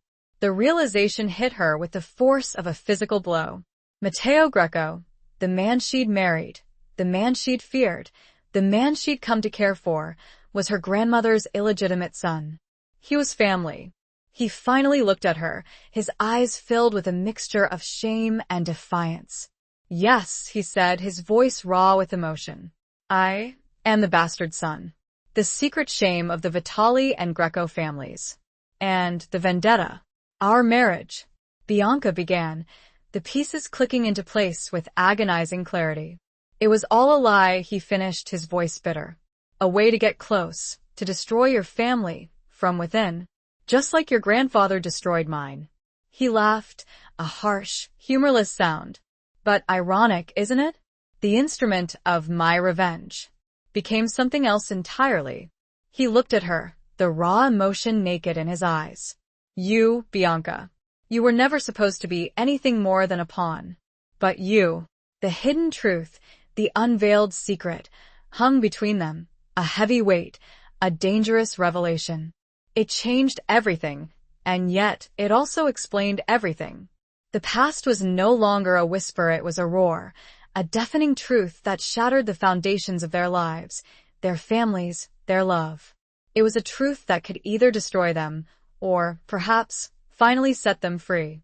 The revelation hung heavy, leaving them staring at one another across a chasm of generations of lies. Chapter 11. Threads of Loyalty and Deceit. The revelation of Matteo's true parentage hung in the air, a thick, suffocating cloud. The silence that followed was broken only by the distant sounds of the city, a constant hum that seemed to mock the turmoil raging within the walls of the Greco mansion. Bianca felt a whirlwind of emotions, shock, disbelief, confusion, but also a strange sense of relief. The truth, however painful, was finally out in the open. The lies, the secrets, the carefully constructed facades were crumbling, revealing the raw, messy reality beneath. Matteo watched her, his eyes filled with a mixture of apprehension and vulnerability. He'd laid bare his soul, revealed his deepest shame, and now he waited, exposed, for her reaction. I don't know what to say, Bianca finally stammered, her voice trembling. He turned away, his shoulders slumping, his body radiating a sense of defeat. There's nothing to say, he said, his voice low and strained. It is what it is. A cruel twist of fate. She stood up and walked over to him, placing a hand on his arm. He flinched at her touch, but he didn't pull away. It's a lot to process, she said, her voice soft. For both of us. He looked at her, his eyes searching hers. You must hate me, he said. For what I intended to do. For what my father did. She shook her head. I don't hate you, Matteo, she said. I understand. I understand the pain, the anger, the need for revenge. He scoffed. Revenge? It was a fool's errand, he said. A cycle of violence that never ends. But it can end, Bianca said, her voice firm. It has to end. We can choose to end it. He looked at her, his eyes filled with doubt. Can we? He asked. After all that's happened? After all the blood that's been spilled? She thought of her grandmother, of her forbidden love, of her sacrifice. She thought of her father, of his pride, of his mistakes. She thought of Leo, of his anger, of his sense of betrayal. It won't be easy, she said. But it's possible. We have to forgive. We have to heal. He turned away again, his gaze fixed on the cityscape. Forgiveness is a luxury we cannot afford, Bianca, he said. In our world, forgiveness is weakness. Maybe, she said. Or maybe it's strength. The greatest strength of all. They stood there for a long time, in silence, the weight of their shared history, their shared blood, pressing down on them. Finally, Matteo spoke, his voice barely a whisper. What do we do now? Bianca didn't have an answer. She didn't know what the future held, what the consequences of this revelation would be. She only knew that they had to face it together, that they had to find a way to break the cycle, to create a new path, a path not defined by hatred and revenge, but by something else. Something more. The next few days were filled with a tense, uneasy calm. Matteo retreated into himself, becoming even more distant, more preoccupied. Bianca, meanwhile, tried to reach out to Leo, to explain, to apologize. But he refused to speak to her, his anger and hurt still raw. One evening, Bianca received a phone call. It was Lorenzo, Matteo's consigliera, his voice urgent, his tone alarmed. Signora Greco, he said, you need to come to the warehouse. Now. There's been an incident. Bianca's heart leaped into her throat. She knew, instinctively, that this was connected to the revelation, to the simmering tensions that had been building for weeks. She rushed to the warehouse, a sprawling, industrial building on the outskirts of the city, the heart of Greco's business. The scene that greeted her was chaotic, terrifying. Men were shouting, orders were being barked, and the air was thick with the smell of blood. She found Matteo in his office, his face pale, his hands covered in blood. He was surrounded by his lieutenants, their faces grim, their eyes filled with fear. What happened? Bianca asked, her voice trembling. Matteo looked at her, his eyes filled with a mixture of anger and despair. Betrayal, he said, his voice raw. Someone leaked the information. About my parentage. Bianca felt a chill run down her spine. The secret was out, and the consequences were dire. Who? She asked. Who did it? Matteo's gaze fixed on Lorenzo, his consigliera, his most trusted advisor. Him, he said, his voice cold and hard. Lorenzo. He betrayed me. Lorenzo stepped forward, his face a mask of defiance. I did what I had to do, he said. For the family. For the future. The family? Matteo scoffed. You betrayed me for power. For your own ambitions. Lorenzo didn't deny it. He'd been planning this for years, he said, waiting for the right moment to strike, to seize control. He'd used the revelation of Matteo's parentage as an opportunity, a way to turn the other families against him, to weaken his position, to claim the throne for himself. A fight broke out, a brutal, bloody struggle for power. Bianca watched in horror as men she'd come to know, men she'd considered allies, turned on each other, their loyalty shattered by greed and ambition. Matteo fought with the ferocity of a cornered animal, his rage fueled by betrayal, his pain amplified by the loss of everything. He was outnumbered, outgunned, but he refused to yield. Bianca saw Lorenzo raise a gun, aiming it at Matteo's back. She screamed, a primal scream of terror and desperation. She threw herself in front of Matteo, shielding him with her body. The shot rang out, echoing through the warehouse. Bianca felt a searing pain in her shoulder, and she stumbled, falling to the ground. Matteo caught her, his arms wrapping around her, his face filled with horror. Bianca, he cried. No. The fighting stopped. The men stared in stunned silence at the scene before them. Bianca, the Vitali woman, the outsider, had sacrificed herself to save Matteo Greco, the bastard son. The threads of loyalty and deceit, woven tightly through the fabric of their world, had finally snapped, leaving them in a shattered, bloody mess. And in the midst of the chaos, a single act of selfless love, of unwavering loyalty, had changed everything, forever altering the course of their intertwined destinies. She was bleeding, but she was conscious. Chapter 12. The Price of Protection. The warehouse fell silent, the echoes of the gunshot fading into a stunned hush.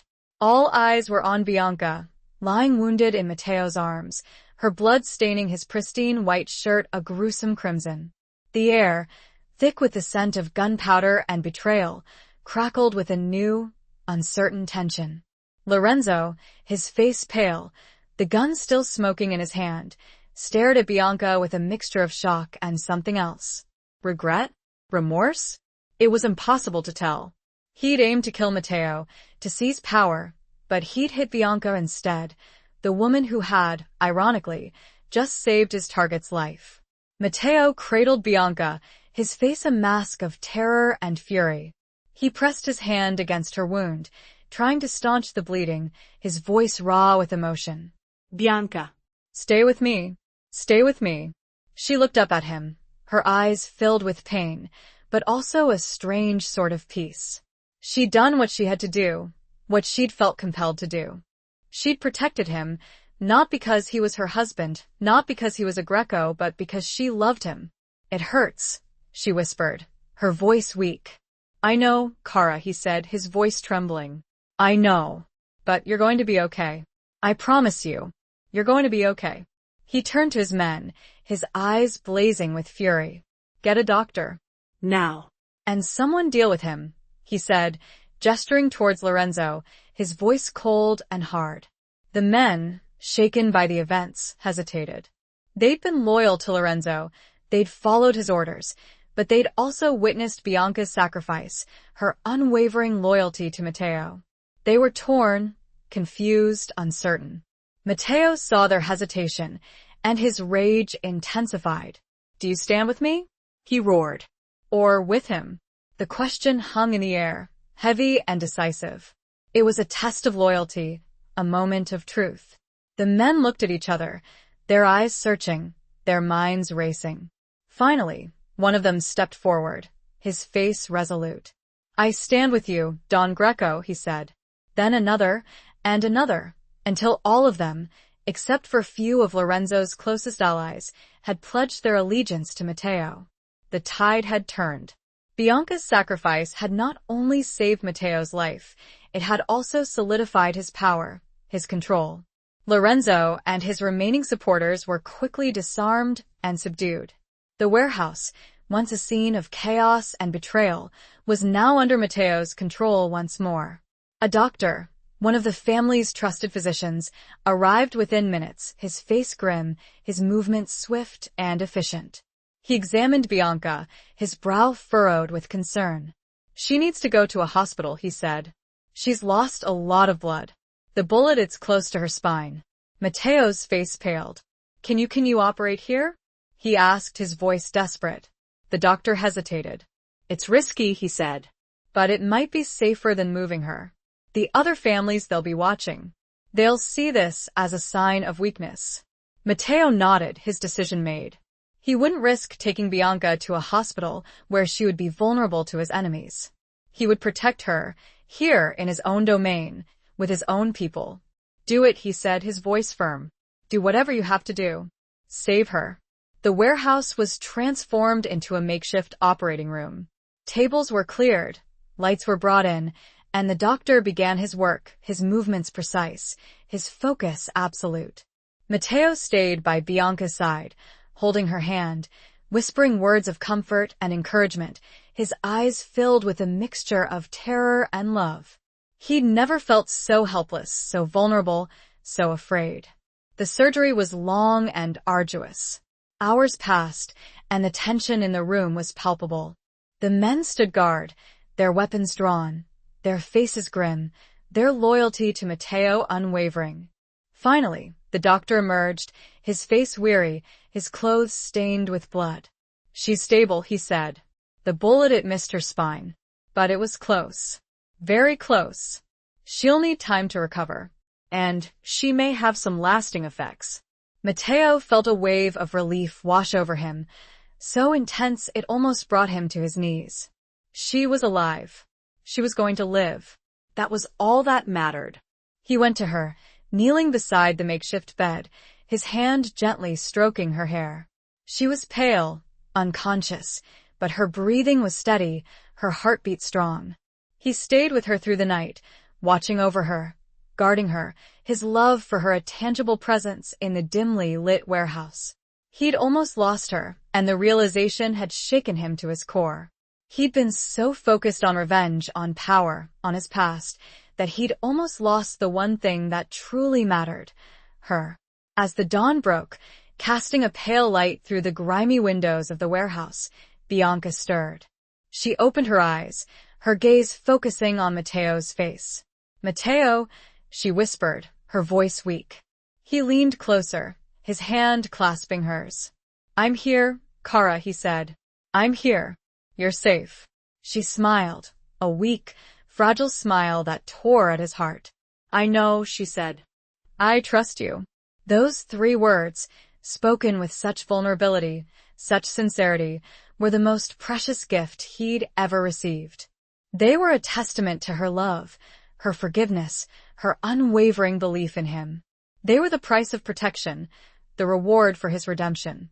And he knew, with a certainty that went beyond words, that he would spend the rest of his life earning that trust, protecting that love, honoring that sacrifice. The warehouse, a symbol of his dark past, had become a sanctuary, a place of healing, a place where a new future, a new love, had been born. Chapter 13. A haven built on shifting sands. Bianca's recovery was slow and painful, but she faced it with the same quiet strength and determination that had characterized her throughout her life. The bullet wound left her with a persistent ache in her shoulder and a slight limp, permanent reminders of the sacrifice she'd made.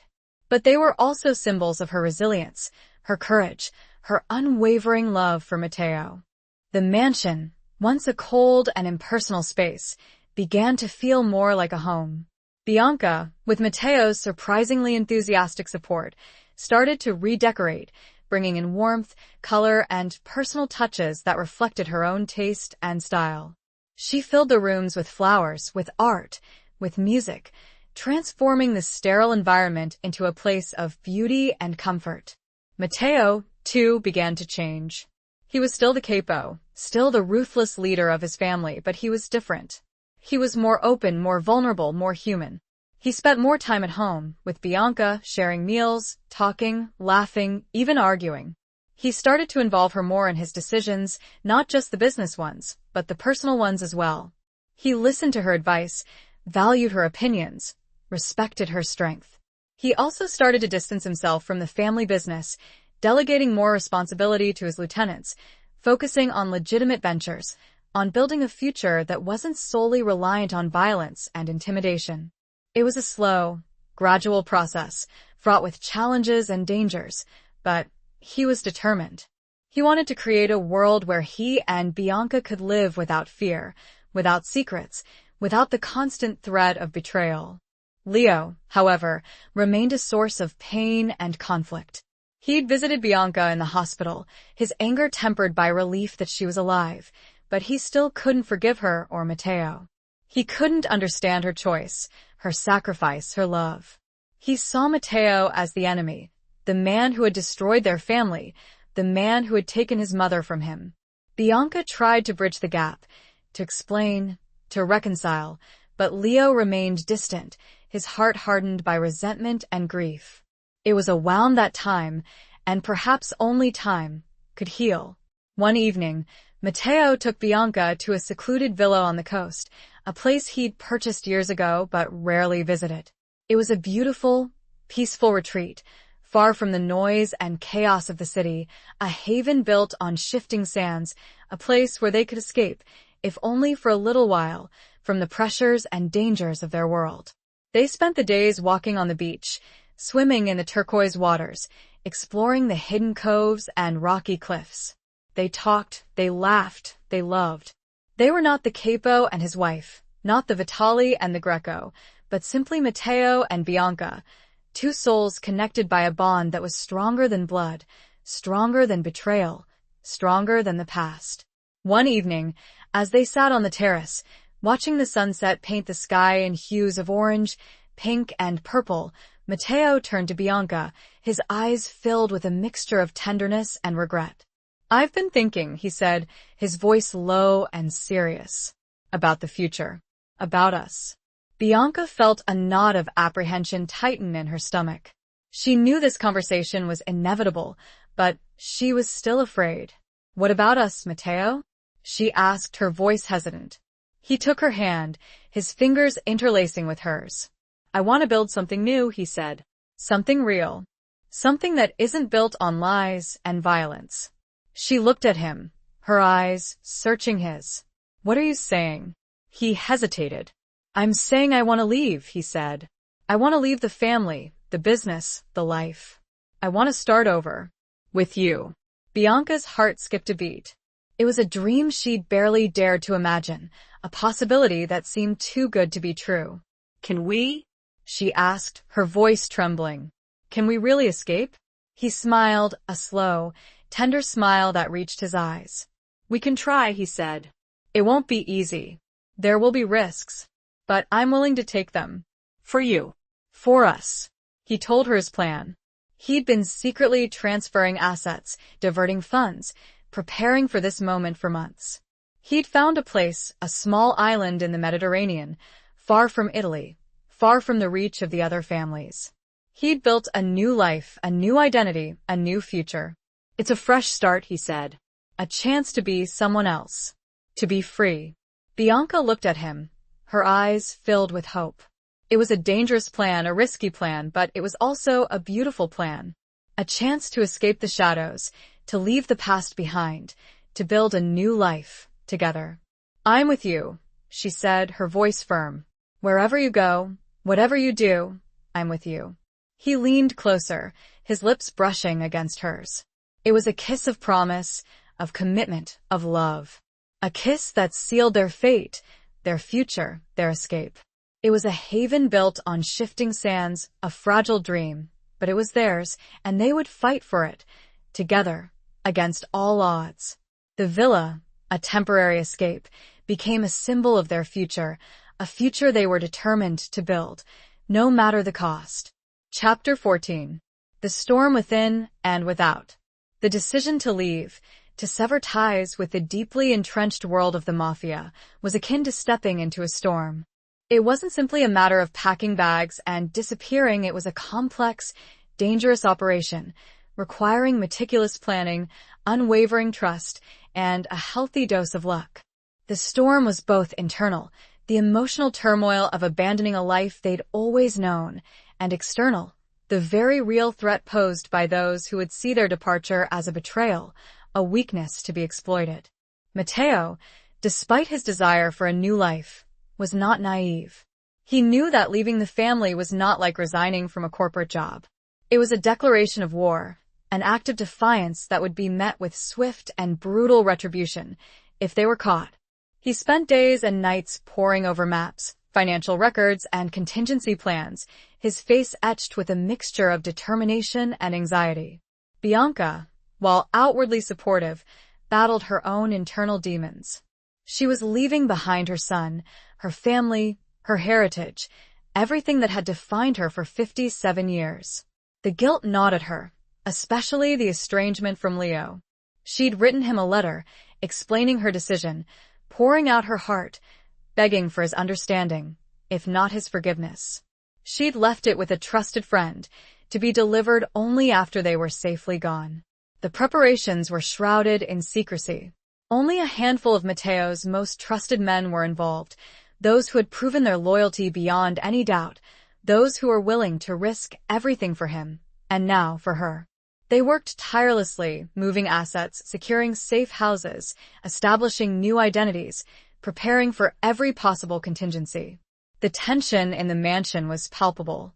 Every phone call, every unexpected visitor, every unexplained absence sent shivers of apprehension down Bianca's spine. She found herself constantly looking over her shoulder, her senses on high alert, her body tense and ready to react.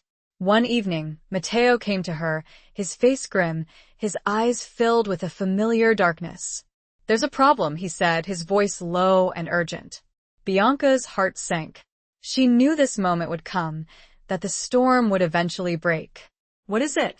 she asked, her voice trembling. "Lorenzo's escape, it wasn't an accident," he said. "Someone helped him." Bianca felt a chill run down her spine. Lorenzo, free and seeking revenge, was a formidable threat. He knew their secrets, their weaknesses, their plans. "Who?" she asked. "Who helped him?" Mateo hesitated. "We don't know for sure," he said. "But we suspect Isabella Rossi." Isabella. The woman who had once been Mateo's lover. The woman who had betrayed him before.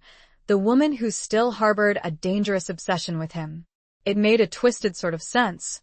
She was ambitious, ruthless, and she saw Bianca as an obstacle, a rival, a threat. "We need to move fast," Mateo said. "We need to leave now. Tonight." The carefully laid plans were accelerated, the timeline compressed. The storm was upon them, and they had to run, to escape, before it consumed them. They packed quickly, taking only the essentials, leaving behind the opulent trappings of their former lives. Bianca felt a pang of sadness as she looked around the mansion, at the rooms she'd redecorated, at the memories they'd created, at the life they were leaving behind. But she knew it was necessary, that their survival depended on it. As they prepared to leave, Matteo turned to Bianca, his eyes filled with a mixture of love and apology. "I'm sorry," he said, his voice raw with emotion. "I promised you a new life, a peaceful life, and I've brought you this. More danger, more running." She reached out, her hand touching his cheek, her fingers tracing the lines of his face. "You brought me you," she said. "That's all that matters. We'll face this together. We always do." He leaned down and kissed her, a desperate, passionate kiss that spoke of love, of fear, of hope. It was a kiss that sealed their bond, their commitment, their defiance. They left the mansion under the cover of darkness, slipping away like ghosts, leaving behind a life built on lies and violence, heading towards an uncertain future, a future they hoped would be filled with freedom. But the storm was raging, both within and without, and they knew that the journey ahead would be perilous, that their escape was far from guaranteed. They were fleeing, but they were also fighting for their love, for their lives, for their future. The storm was upon them, and they were running headlong into its heart. Chapter 15. Cracks in the Foundation. The escape was a blur of hurried movements, hushed whispers, and constant vigilance. Matteo had arranged for a private plane to take them to a neutral location, a small island in the Caribbean, where they would then board a boat to their final destination, the remote island in the Mediterranean he had chosen as their sanctuary. The drive to the airfield was tense and silent. Bianca sat beside Matteo, her hand clasped tightly in his, her eyes scanning the darkened streets, her senses on high alert. Every passing car, every flickering light, every distant sound seemed like a potential threat. They reached the airfield without incident, a small, private facility hidden away from the prying eyes of the authorities and the other families. The plane, a sleek, black jet, was waiting for them, its engines already running, its crew standing by, ready for immediate departure. As they boarded the plane, Bianca felt a surge of relief. They were almost there, almost free. But she also knew that they weren't safe yet, that the danger was still very real. The takeoff was smooth, and soon they were soaring above the city, leaving behind the lights, the noise, the memories. Bianca looked out the window, watching the city shrink below, feeling a mixture of sadness and liberation. Matteo sat beside her, his face grim, his eyes fixed on the darkness outside. He was still tense, still vigilant, still worried. "We're not out of the woods yet," he said, his voice low and serious. "Lorenzo and Isabella, they'll be looking for us. They'll be relentless." Bianca nodded. She knew the threat they posed, the danger they represented.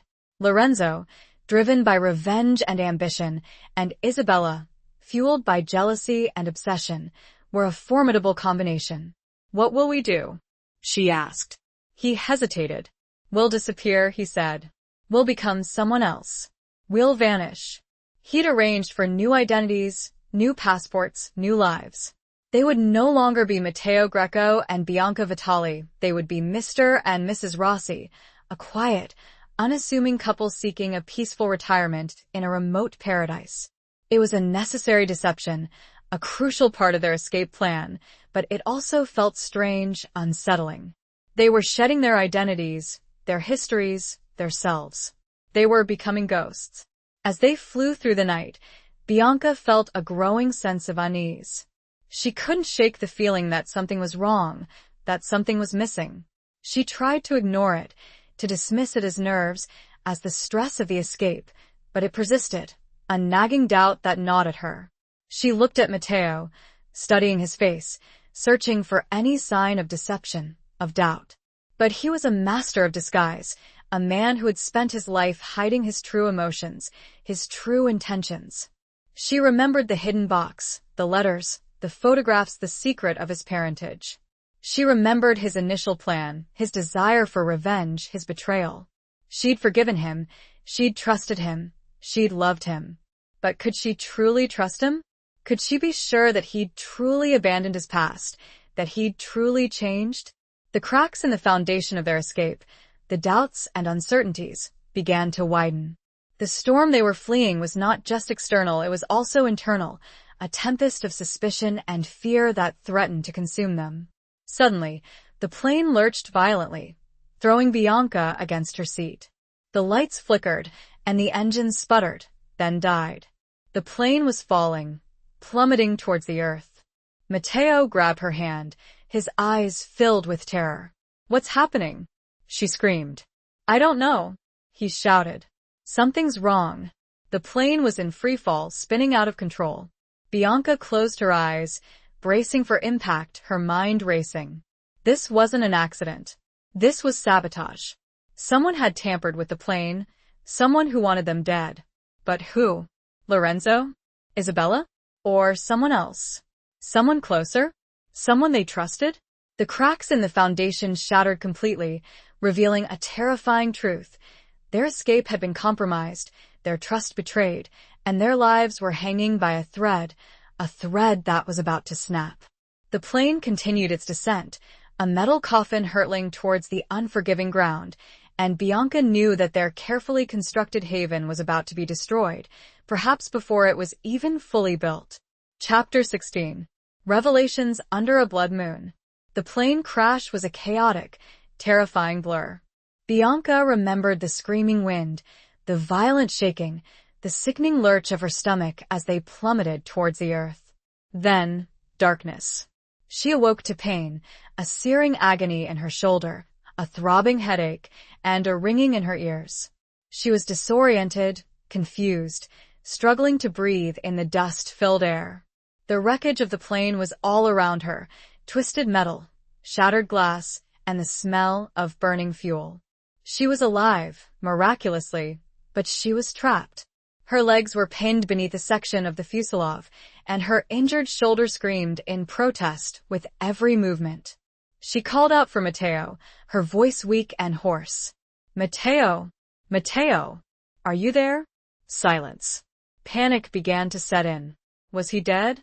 Had he been thrown clear of the wreckage? Was he responsible for this? The thought, insidious and terrifying, crept into her mind. She struggled to free herself, pushing against the twisted metal, gritting her teeth against the pain. But it was no use. She was trapped, alone, and afraid.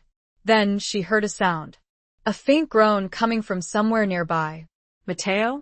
She called out again, her voice stronger this time. Another groan, closer now. She saw him. Then, crawling towards her through the wreckage, his face covered in blood, his clothes torn and tattered. He was alive, but he was badly injured. "Bianca," he gasped, his voice weak and strained. "Are you okay?" "I'm trapped," she said. "My legs, I can't move them." He reached her, his hand grasping hers, his touch reassuring despite the tremor in his grip. He examined her legs, his brow furrowed with concern. "We need to get you out of here," he said. Before it explodes. He tried to lift the section of the fuselage that was pinning her, but it was too heavy. He strained, his muscles bulging, his face contorted with effort, but it wouldn't budge. "It's no use," she said. "It's too heavy." He looked at her, his eyes filled with despair. "I won't leave you," he said. "I won't." Suddenly, they heard voices, coming from outside the wreckage. "They're here." Someone shouted. "They're alive." Matteo's eyes widened with terror. "It's them," he whispered. Lorenzo Isabella, but it wasn't Lorenzo or Isabella. It was Leo. He appeared through a gap in the wreckage, his face pale, his eyes filled with a mixture of shock and relief. He was followed by a group of men, armed and ready, their faces grim. "Nana," he cried. "Are you all right?" Bianca stared at him, stunned. "La. What are you doing here?" He knelt beside her, his hand gently touching her face. "I followed you," he said. I couldn't let you go.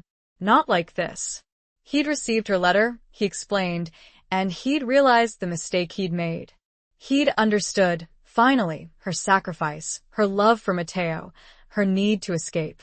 He tracked them, using his contacts, his resources, his determination. He'd arrived just in time. His men quickly set about freeing Bianca, using tools and equipment they'd brought with them.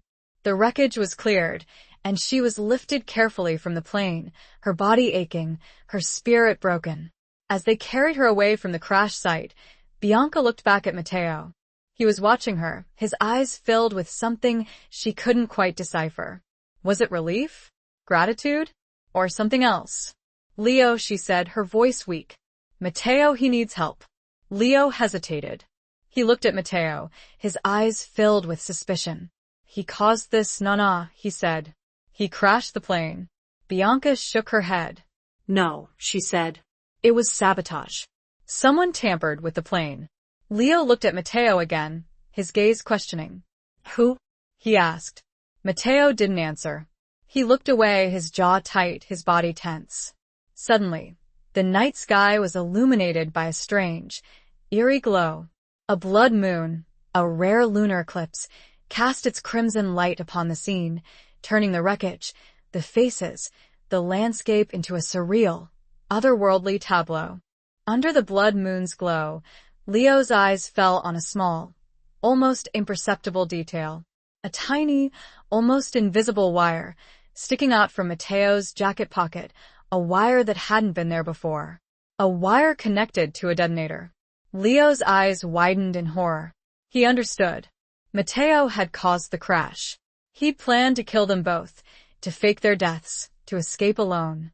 You, Leo whispered, his voice choked with disbelief. You did this. Matteo didn't deny it. He met Leo's gaze, his eyes filled with a mixture of defiance and shame. It was the only way, he said, his voice low and strained. To protect her. To protect us. Bianca stared at him, her heart shattering into a million pieces. The man she'd loved, the man she'd trusted, the man she'd sacrificed everything for, had betrayed her. Again. The revelations under the blood moon, the truth revealed in the wreckage, were a devastating blow.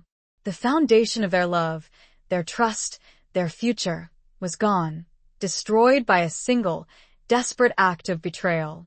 The haven they'd sought, the escape they dreamed of, was a mirage, a cruel illusion. And Bianca was left, once again, alone, heartbroken and lost. The blood moon hung heavy in the sky, a silent witness to the destruction of their dreams, a symbol of the darkness that had consumed them both. Chapter 17. The Taste of Freedom and Fear.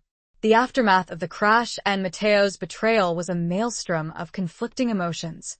Bianca felt numb, disoriented, her mind struggling to process the enormity of what had happened. The pain in her shoulder was a dull ache compared to the gaping wound in her heart.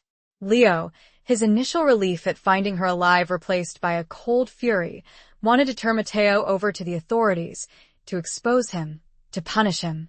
But Bianca, despite everything, couldn't bring herself to do it. She couldn't explain it, not even to herself. It wasn't forgiveness, not yet. It was something else. A lingering connection, a shared history, a flicker of hope that perhaps, somewhere beneath the layers of deceit and betrayal, there was still a spark of the man she'd fallen in love with. She convinced Leo to let Matteo go, to allow him to disappear. She knew it was a risk, a dangerous gamble, but she couldn't bear the thought of him spending the rest of his life in prison, or worse, at the mercy of the other families. Matteo, his face a mask of shame and regret, didn't argue. He simply nodded, his eyes meeting Bianca's for a fleeting moment, a silent acknowledgement of everything. Then, he turned and walked away, disappearing into the darkness, leaving behind the wreckage of their lives, their love, their future. Leo took Bianca back to Italy, not to the Vitali mansion, but to a small, secluded villa in the countryside, a place where she could heal, both physically and emotionally.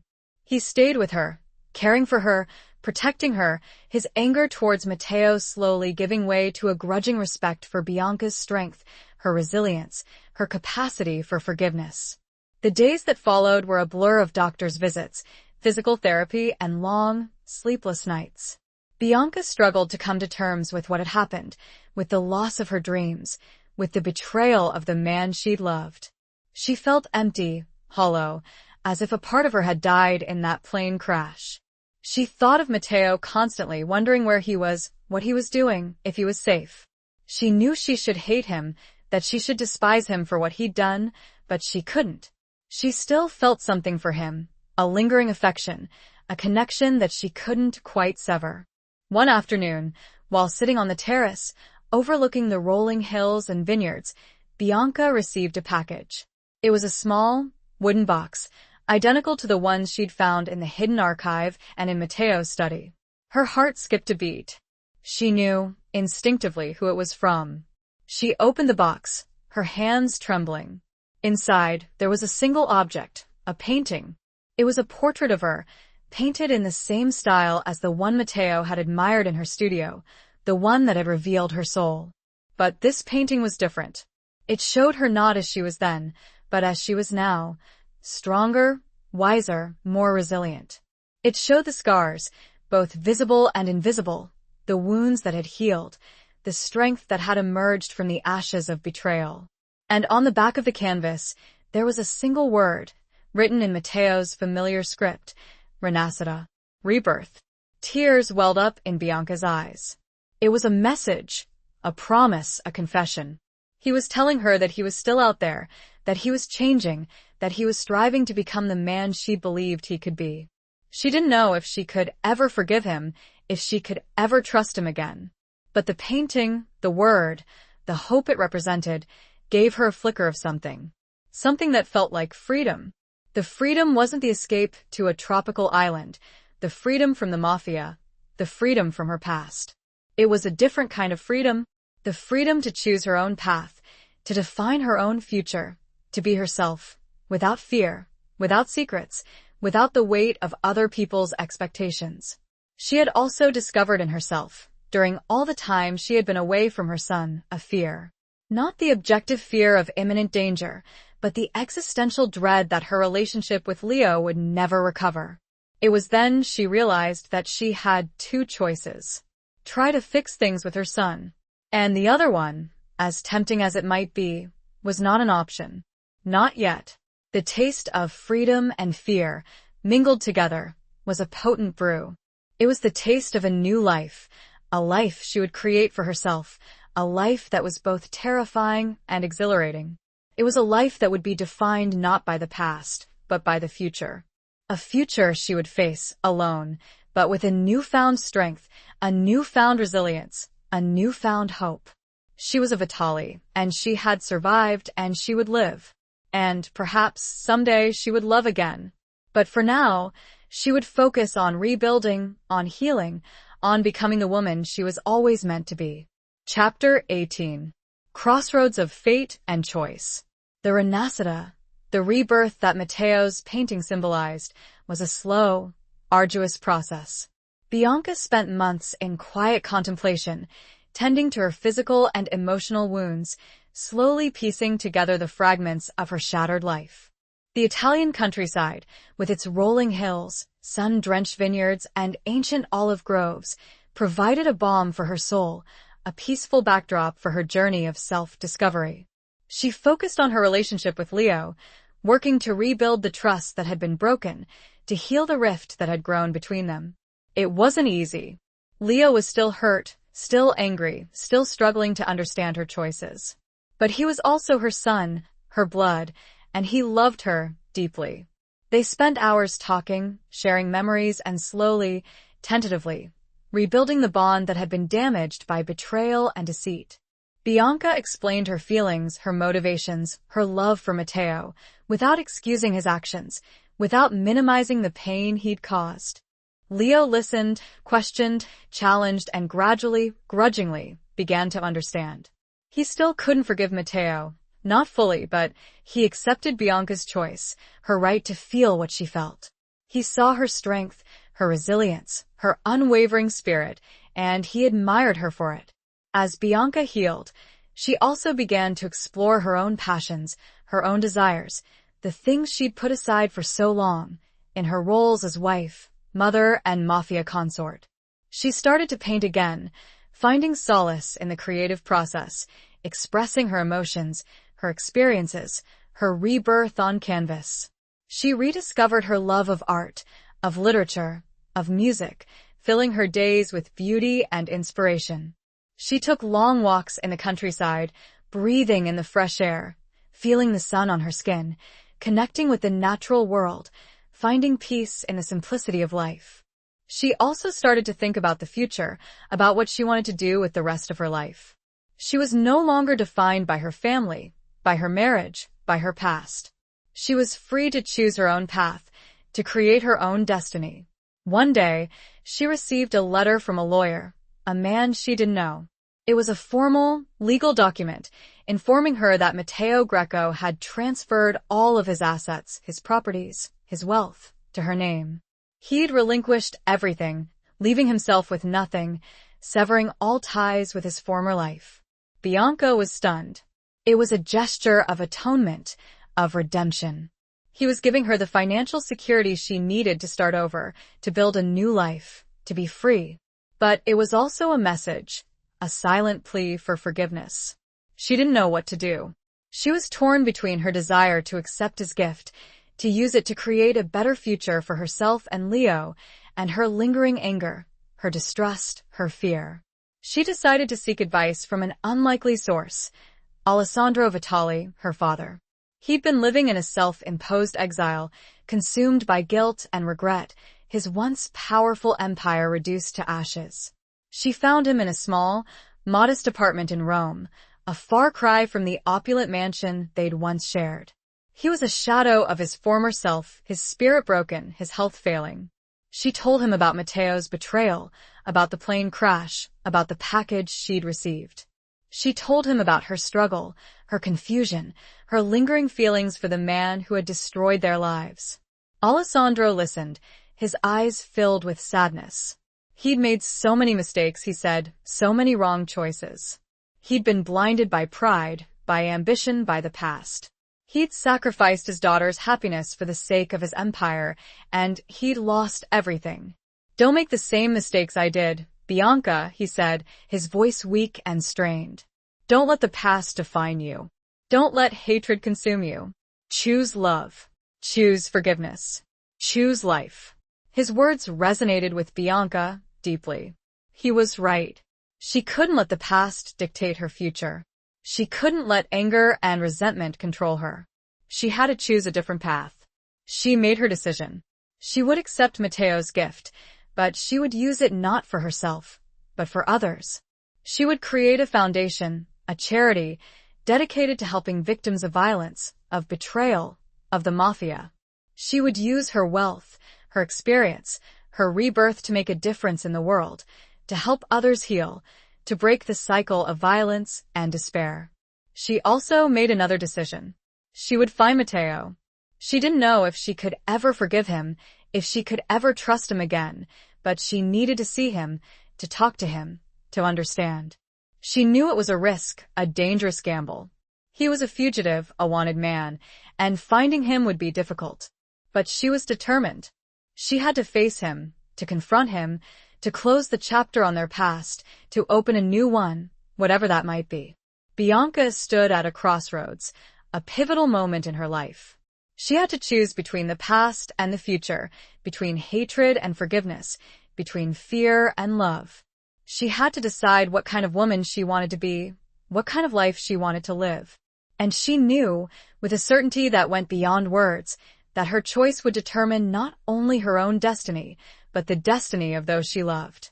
The crossroads was a daunting place, but it was also a place of hope, a place of possibility, a place of rebirth. Chapter 19. The Reckoning of Old Sins. Finding Matteo was like chasing a ghost. He had vanished without a trace, leaving behind no clues, no contacts, no forwarding address. Bianca used all her resources, her connections, her intuition, but he remained elusive, a phantom in the shadows. She hired private investigators, contacted former associates, even reached out to some of Matteo's enemies, offering them information, money, anything in exchange for his whereabouts. But no one seemed to know anything, or if they did, they weren't talking. Months turned into a year, and Bianca began to lose hope. She wondered if he was even alive, if he'd been captured, killed, or simply disappeared, swallowed up by the vast, unforgiving world. She continued her work with the foundation, pouring her energy, her passion, her pain into helping others, creating a legacy of hope and healing from the ashes of her own shattered life. The foundation became her refuge, her purpose, her redemption. She also continued to work on her relationship with Leo, their bond strengthening with each passing day. They'd moved into a new home, a beautiful villa overlooking the sea, a place filled with light, with laughter, with love. One evening, while she was working late at her office, she received a phone call. It was a blocked number, a voice she didn't recognize. Signora Vitali, the voice said, a low, gravelly whisper. I have information about Matteo Greco. Bianca's heart skipped a beat. Who is this? She asked, her voice trembling. That doesn't matter, the voice said. What matters is I know where he is. And I'm willing to tell you. For a price. Bianca hesitated. It could be a trap, a trick, a lie. But she couldn't ignore it. She had to know. What's the price? She asked. Meet me, the voice said. Tomorrow night. At the old docks. Midnight. Alone. The old docks. A dangerous place. A place of shadows and secrets. A place where deals were made. And lives were lost. Bianca agreed. She knew it was risky, that she was walking into a potential ambush, but she couldn't resist the pull, the need to see Matteo, to face him. She told Leo about the call, about her decision to meet the informant. He was furious, terrified, begging her not to go.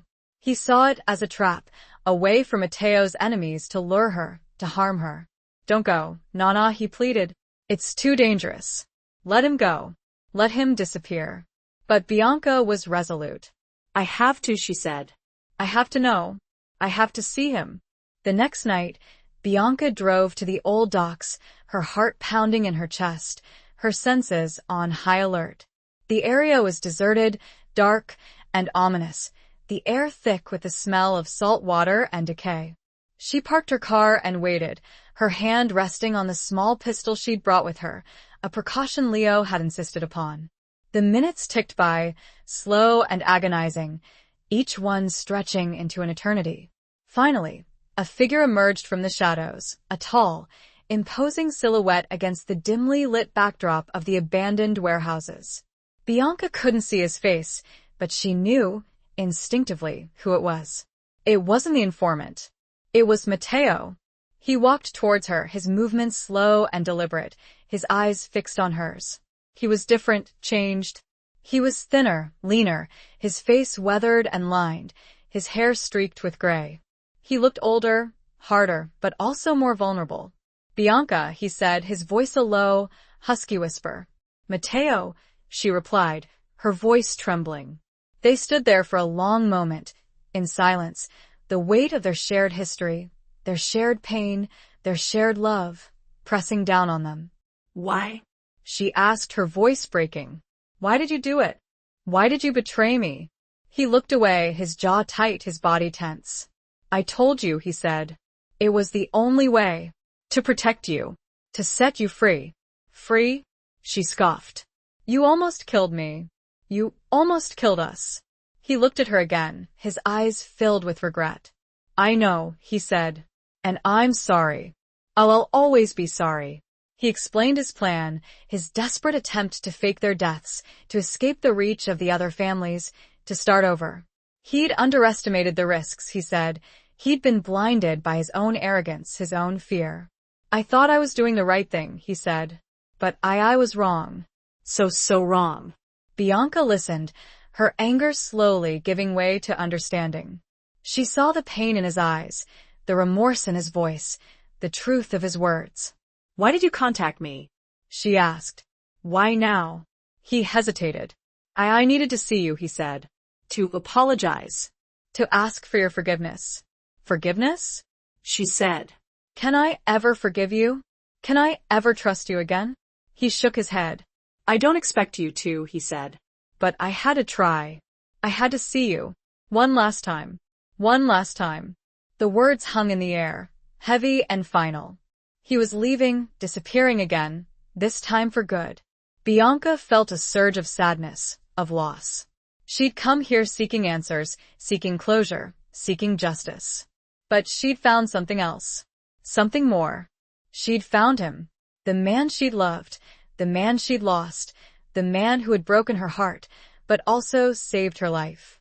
"Where will you go?" she asked. He smiled, a sad, wistful smile. "I don't know," he said. "Somewhere far away. Somewhere where I can start over. Where I can be someone else."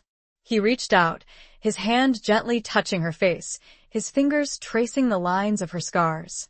"You're beautiful, Bianca," he said. "Even more beautiful than before." She leaned into his touch, her eyes closing, her heart aching. She knew this was goodbye, that she would probably never see him again. "Goodbye, Matteo," she whispered. "Goodbye, Cara," he said. Rinascita. He turned and walked away, disappearing into the shadows, leaving Bianca alone, under the cold, indifferent gaze of the moon. The reckoning of old sins had come, and it had left them both changed. Forgiven, perhaps, but not reunited. The past was finally laid to rest, but the future remained uncertain. It was a bittersweet ending, a painful farewell, but it was also a new beginning. A beginning filled with both sorrow and hope. Chapter 20. A Love Forged in Fire. The encounter at the docks left Bianca with a profound sense of closure, a bittersweet acceptance of the past, and a tentative embrace of the future. Matteo's departure, though painful, felt necessary, a final severing of the ties that had bound them to a life of violence and deceit. She returned to her villa, to Leo, to her work with the foundation, carrying the weight of their goodbye, but also the lightness of a burden lifted. The foundation flourished, becoming a beacon of hope for victims of organized crime, offering shelter, counseling, legal aid, and a path to a new life. Bianca poured her heart and soul into the work, finding purpose and meaning in helping others escape the darkness she had known so intimately. Her strength and compassion inspired those around her, and the foundation grew, expanding its reach and impact, becoming a powerful force for change. Leo, witnessing his mother's transformation, her unwavering commitment to helping others, finally let go of his remaining anger and resentment. He saw the woman she had become, the strength she had found, the peace she had earned. He joined her at the foundation, using his legal skills to assist victims, to fight for justice, to make amends for the sins of their family. Life settled into a new rhythm, a quiet, peaceful routine punctuated by moments of joy, of connection, of healing. Bianca found solace in her work, in her relationship with Leo, in the beauty of the Italian countryside. She painted, she read, she walked along the beach, she lived. But Matteo was never far from her thoughts. She wondered where he was, what he was doing, if he was happy. She carried his memory with her, not as a burden, but as a reminder of the love they had shared, the fire they had endured, the lessons they had learned. One spring morning, several years after their last encounter, Bianca received a letter. It was postmarked from a small island in the Mediterranean, the very island Matteo had spoken of, the place he had dreamed of as their sanctuary. Her heart skipped a beat. She opened the letter, her hands trembling. It was a short, simple note, written in Matteo's familiar script. "Cara Bianca, I hope this letter finds you well. I think of you often, and I pray for your happiness. I am content. I have found peace, here, in this quiet place. I have built a new life, a simple life, a life free from the shadows. I have also found love, a different kind of love, a quiet, gentle love, a love that heals. Her name is Elena, and she is good. She knows my past, and she accepts me. She does not judge me. I will always cherish the memory of our time together, the fire we shared, the lessons we learned. You will always be in my heart. Rinascita, Matteo." Bianca read the letter again and again, tears streaming down her face. It was a farewell, a final goodbye, but it was also a blessing. He had found peace, he had found love, he had found his Rinascita. She felt a pang of sadness, of loss, but it was quickly replaced by a sense of relief, of gratitude. He was happy. He was safe. He was free. And so was she. She realized, in that moment, that their love story, though unconventional, though forged in the fires of betrayal and violence, had been real.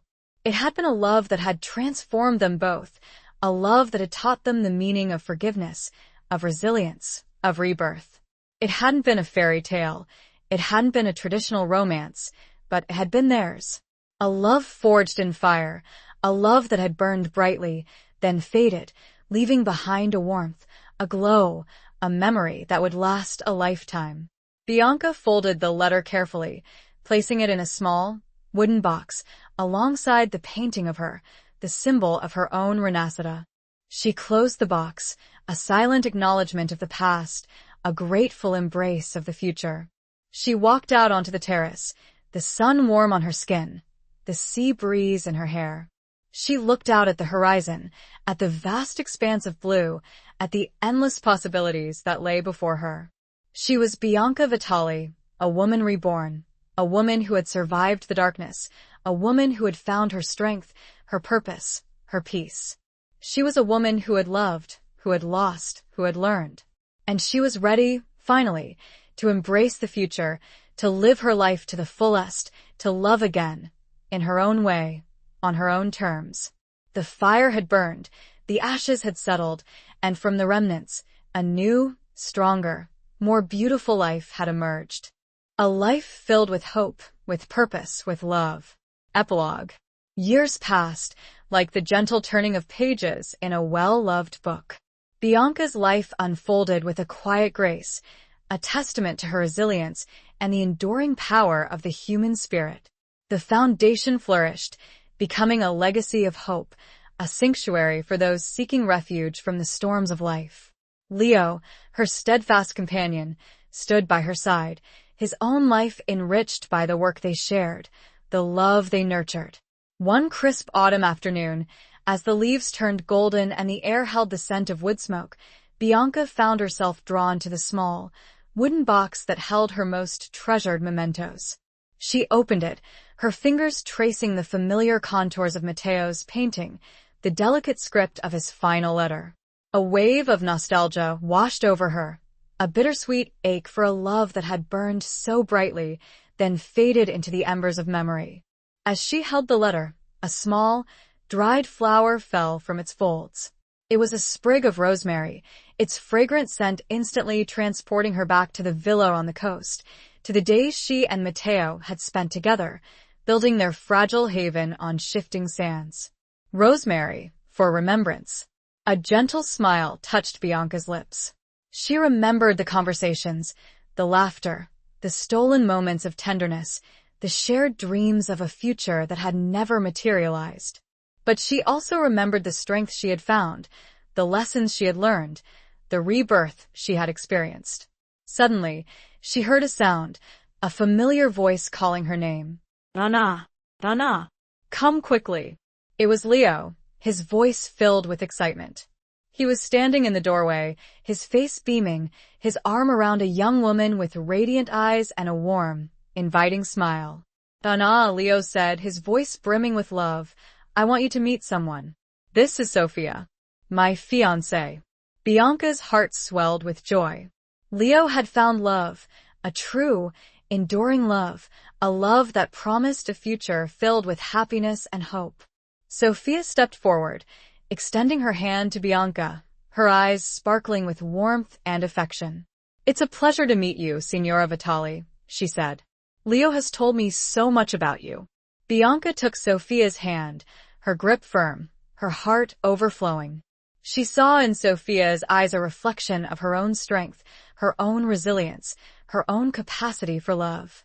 As they talked, Bianca learned that Sophia was a lawyer, working with a human rights organization, dedicating her life to helping others, to fighting for justice, to making the world a better place. She was everything Bianca could have hoped for in a daughter-in-law, a woman of courage, compassion, and unwavering spirit. Later that evening, as the family gathered around the dinner table, sharing stories, laughter, and love, Bianca felt a profound sense of peace, of contentment, of gratitude. She had lived a full life, a life filled with both joy and sorrow, with both triumph and tragedy. She had loved, She had lost. She had survived. And as she looked around the table, at Leo and Sophia, at the faces of her friends and colleagues, at the legacy she had created, she knew that her Renacida was complete. She had found her purpose, her peace, her happiness. The fire had burned, the ashes had settled, and from the remnants, a new generation had emerged, carrying the torch of hope, of compassion, of love. The past was a memory, the future was a promise, and the present was a gift, a precious moment to be cherished, to be savored, to be lived. The circle was complete, the journey had ended, and Bianca Vitali, the woman reborn, was finally, truly, at peace. The end.